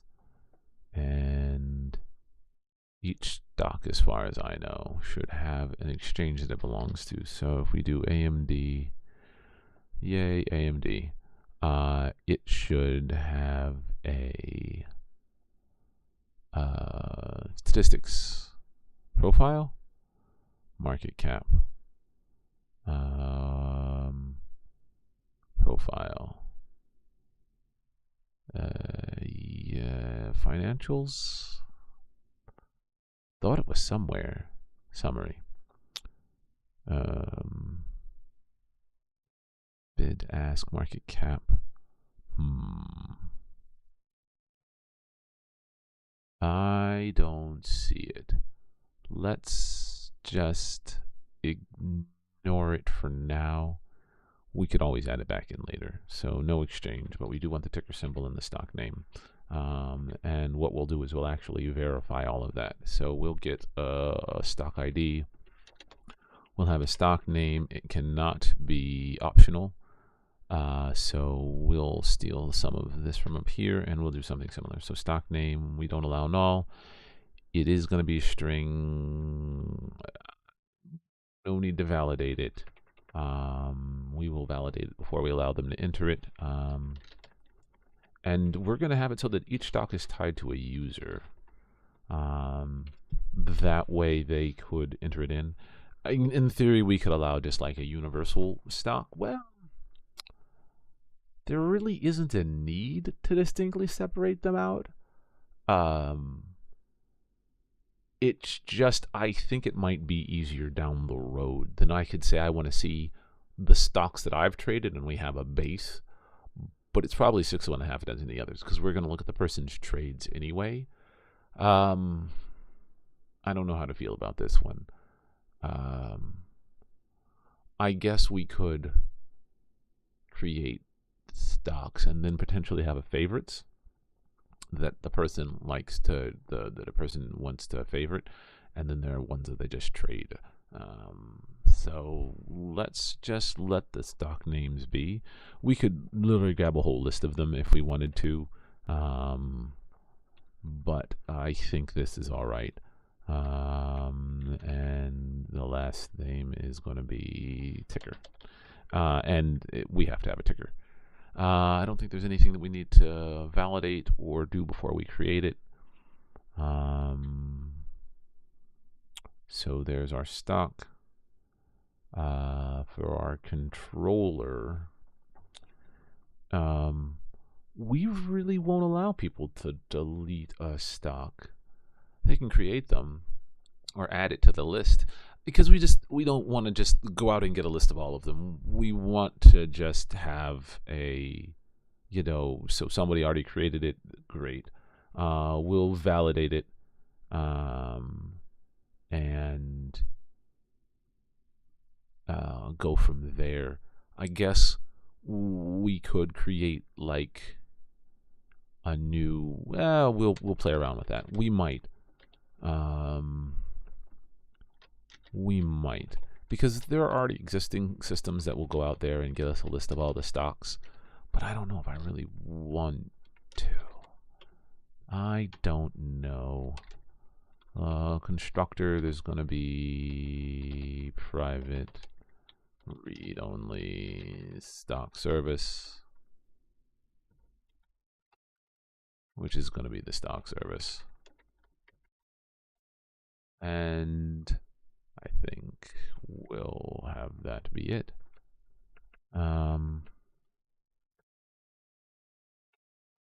I wonder. Show import controller. There's no stock service yet.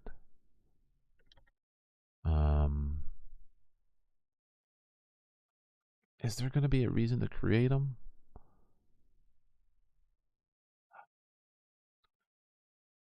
I'm kind of torn. I guess there's really no need to save a stock because we can just get a list of them. But can we? I think we will return. I think I need to think about this because I think at one particular point, we'll do a post right now. Add. We won't return anything at all. And return this .stock service .add. And at this particular point, I'm unsure because I think we can get a list of stocks from somewhere. Let's see. List of US stocks.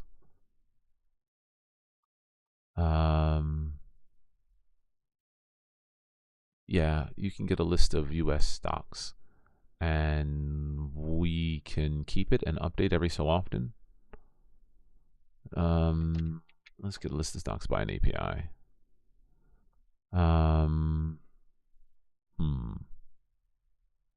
Let's take a look at you. Exchanges API. Get list of tickers. Oh, yeah. No additional parameters.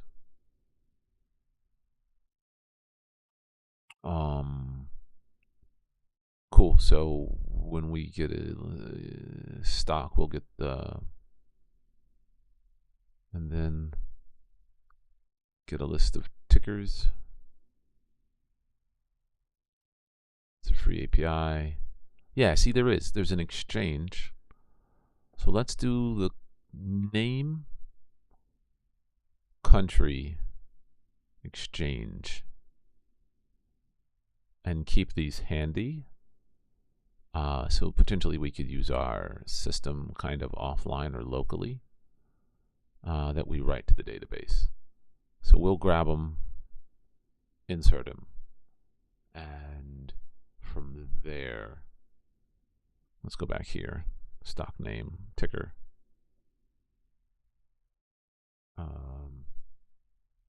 Let's add the code.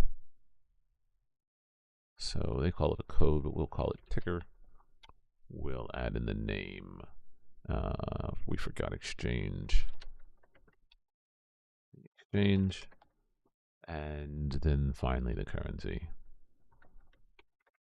And what we'll do is we will keep a list of the stocks. We'll go out and grab a list of stocks when the application starts. And every so often we'll run this. I don't know how we would do periodic things in nestJs, but we'll put a note in here to do update list of stocks. So whenever we start the application, and we'll do a GET request here for that. And that request will be an update.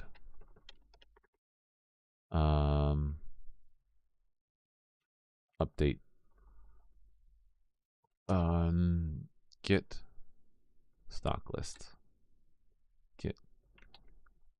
And we'll call, say, US stocks for now. We'll add in the auth guard. We'll just say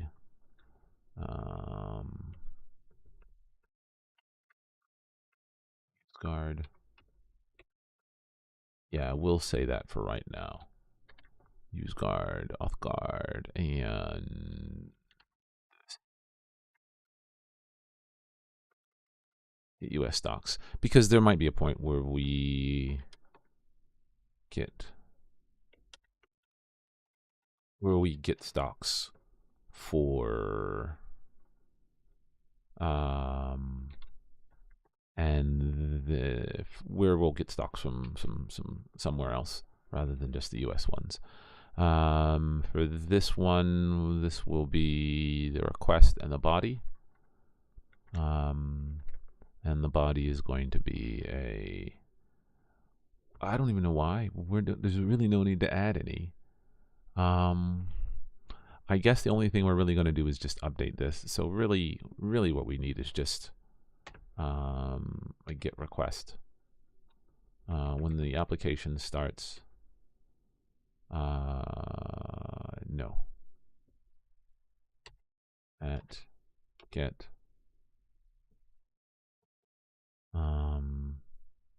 yeah, we'll do the same thing.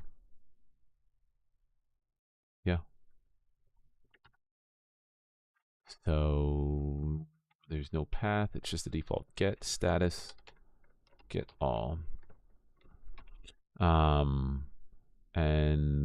for this one, we'll accept the request of any, and the params this time are going to be something else. So get all params. There's no need for a stock creation model. Yeah. We do need the journal. Do we need a journal ID? No. What we want is the type. The type. And again, this is thinking down the road that we might allow for other stocks aside from US. So we'll just do US for right now, but we'll allow in the country. Yeah, params, country, and stock country.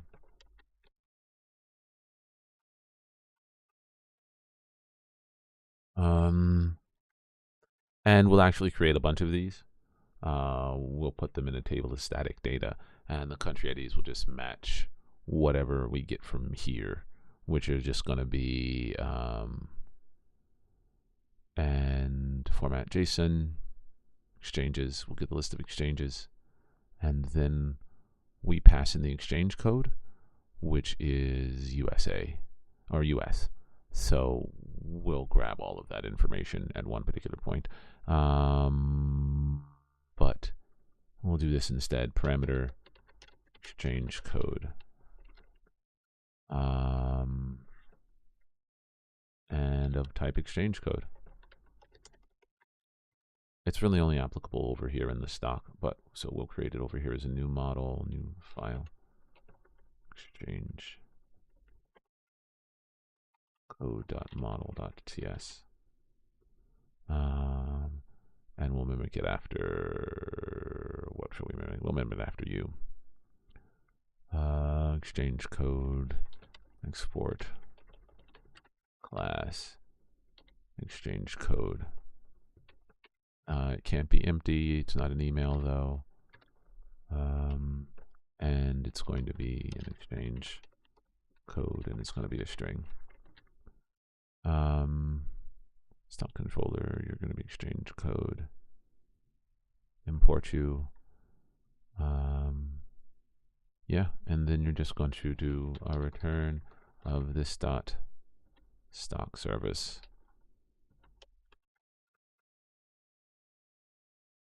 Is this an extra? Yeah, return this dot stock service dot get all, and we'll pass in the exchange code. Get stocks. And you will also pass in, you'll pass in the exchange code. It's pretty much the exact same thing, but in this particular instance, there's nothing to return. This dot stock service dot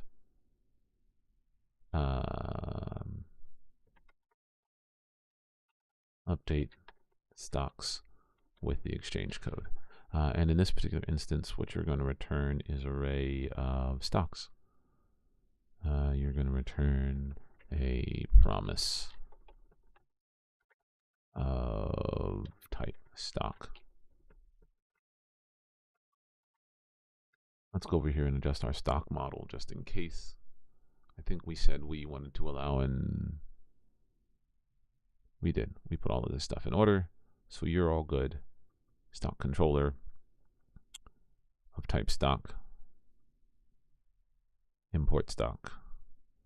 So you're done, except for the stock service.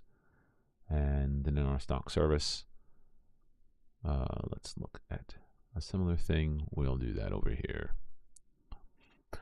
So we'll do an at injectable. Cool. Export class stock service.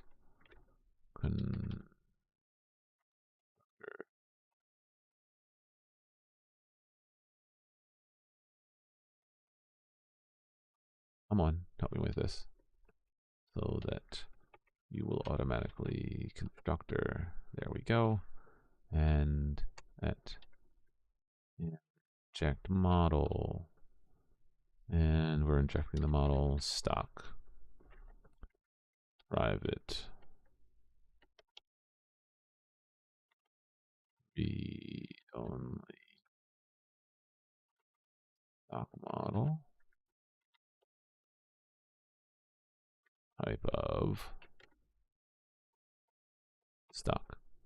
Cool. And that's it for right now. There's no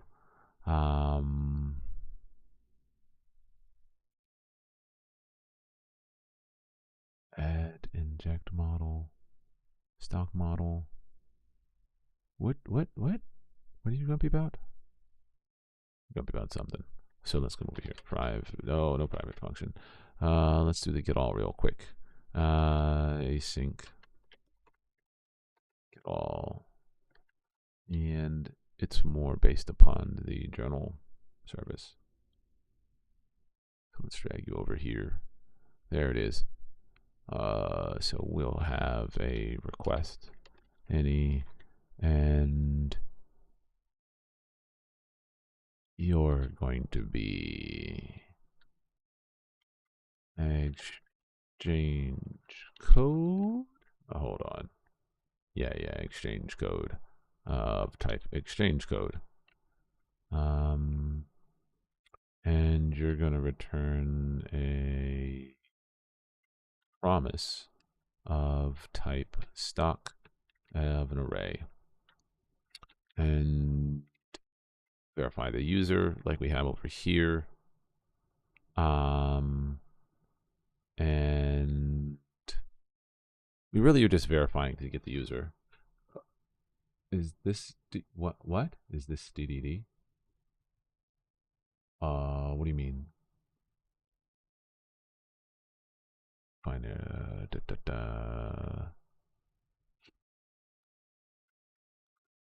user ID is going to be user helpers dot get user from request, and we just still want to verify that the user is valid, which we would have done anyway. So I don't know if we really need it. Well,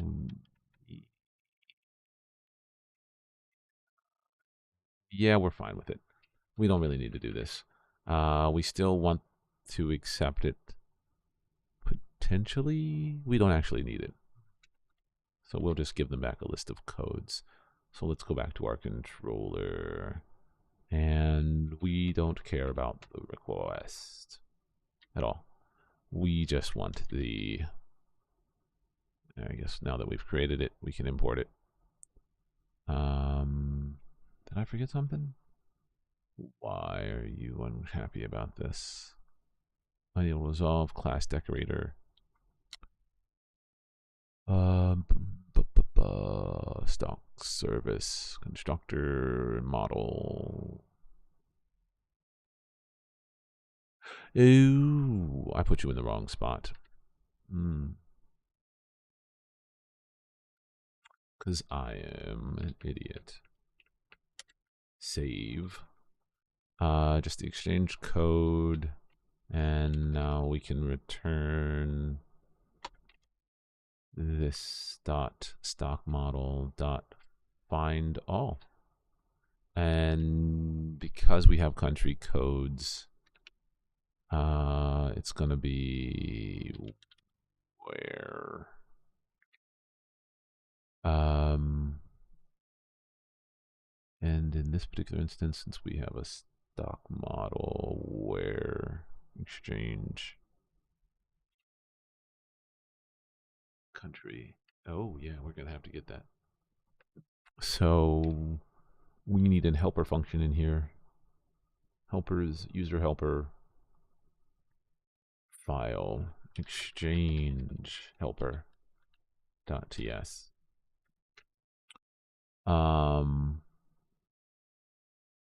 And so what we have over here is we have our country, but we don't have a way to match that. So we're going to pass in the code, and then we got to get the country. So we'll do the same thing we did over here. So we'll create a helper class to swap that out, and it's going to be static. So let's do an export class of exchange helper, and we'll create a static. I wonder, how does nest do? nestJs static data. Static. Let's do some, because they're going to be static variables, but they're data. Let's do static objects.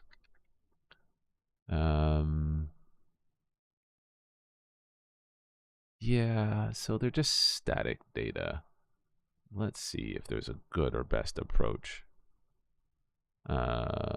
Static properties and methods. That's fine, but they're not really. And I guess I should make them not static. I guess I should actually put them in the database. But they're gonna be pretty much static. Let's see. Yeah, we should build an endpoint for that. Because there are a bunch of exchanges out there, and we're gonna need to find a way to. So now that we think about this, let's create an exchange endpoint at one particular point that's going to handle that. But the exchange helper is just going to be a static for, well, I guess we don't need you, because what we're going to do here is in our controller, no, in our service, is we're going to, and this should probably be a private function, similar to how we did over here. So we're going to do a private async. Get country from exchange. And we're going to pass in an exchange object and of type exchange that we'll create at one point. And you're going to return to me exchange dot country.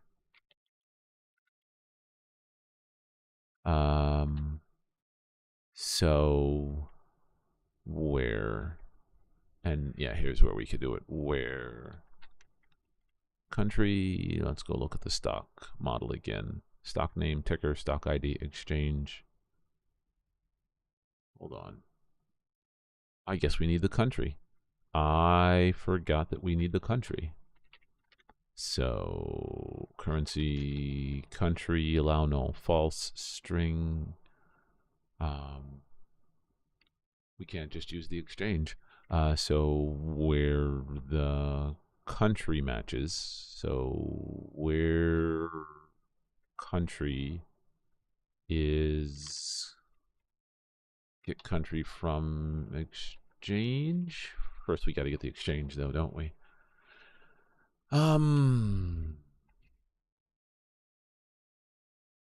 Let's create a second private async get exchange from exchange code. I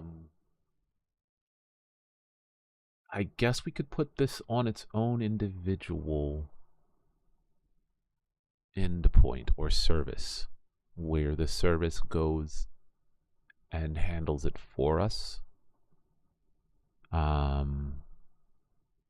That way we don't have to directly interact with the model itself. But we could put it here, get exchange from exchange code. We'll pass in the exchange code of type exchange code. And you're going to return this dot exchange service dot get exchange for exchange code dot exchange code.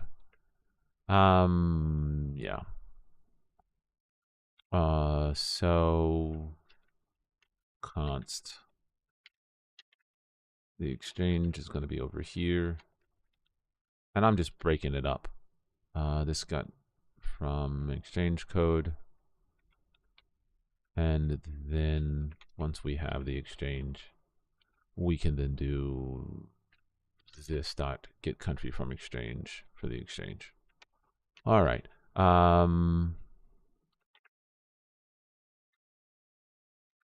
You don't like this where for some reason.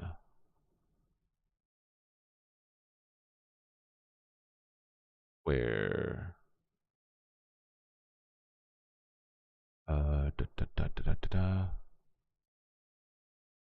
get journal by user ID, find one. I'm happy about. Promise is not assignable. Return. Wait. Wait.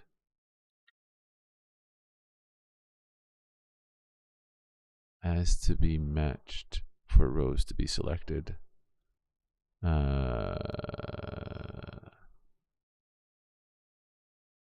It is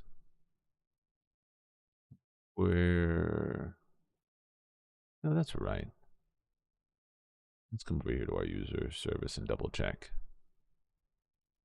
Find one where, yeah, no, this is matching. Are you grumpy because country string doc service where I find one parentheses curly bracket. No, that's all right. Let's see.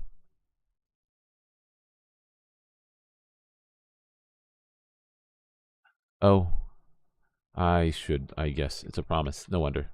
Oh,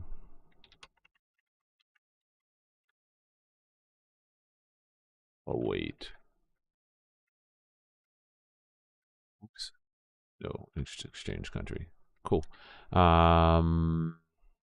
We have to create an exchange. And what are you still grumpy about? Why are you grumpy? No need for AI just yet. Parentheses. Oh, nope. Parentheses. Open, close parentheses. Cool. So this is getting us all. And so that handles this. The update stocks is going to be more complicated. Async. Update stocks. And we have an exchange code of exchange code. And you're not going to return anything at all.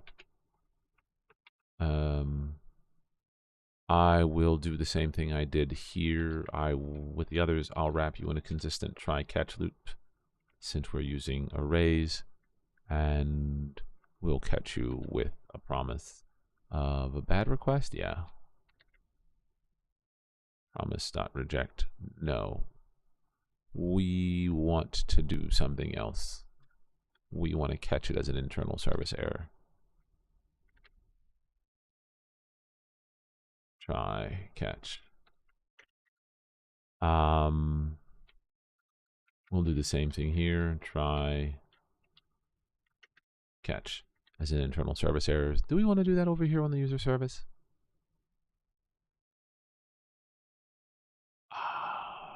Yeah, we probably do. We probably want to do the same thing over here. All right. And so let's write out what we're going to do here.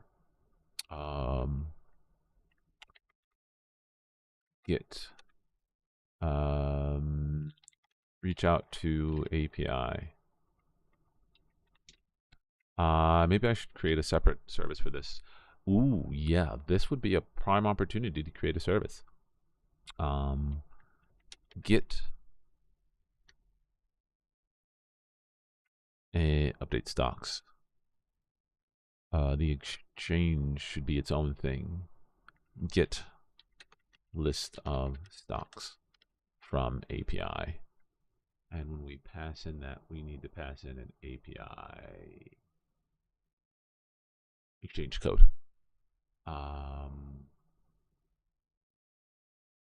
Yeah. So git list of stocks from API. We'll do that on this level.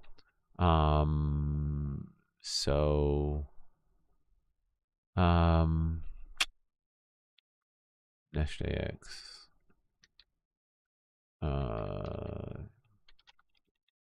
Shared variables. Let's see if there is an approach that people like. There we go. Is global import. Not bad. Oh. And then we could put it there. You can name it utils or whatever. I'll probably create a shared up here, and this is where we'll put our. We'll have to create an API key, so that's where that will go. And then the service. I'll have to think about where we put it. Anyway, I've gone over time. This was far more than I needed to do at this point, but we have some additional steps that we want to take. We now need to create an exchange piece, and all that's going to do is pretty much just reach out and get the list of exchanges and store them in our database.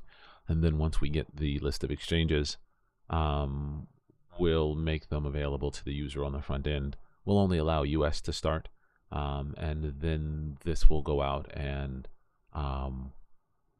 as part of the user profile. Ooh, now we're just complicating things. We'll create a user profile that allows a person to select the allows them to store certain information in it. So like once you log in for the very first time, it will have you it'll reach out, grab your user profile, and check to see if you have a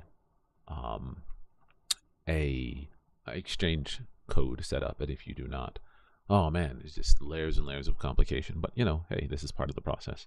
Anyway, thank you for tuning in this Friday. I changed up my schedule, and I'll now be streaming on Monday, Wednesdays, and Fridays. No more Sundays. So thank you all for tuning in, and I will see you all on Monday, where I'll continue building this. I think there are several things that are now added to the list, but I think what I'll do first is create the user profile, which will store what that exchange is, and then create the exchange pieces if there isn't too much other trouble. There's lots and lots of little things, and we keep adding more and more stuff to the list. So I I still don't understand what you meant by is this DDD. But anyway, I'm gonna go for now. I'll see you guys on Monday. You have yourselves a good weekend. Take care and be safe.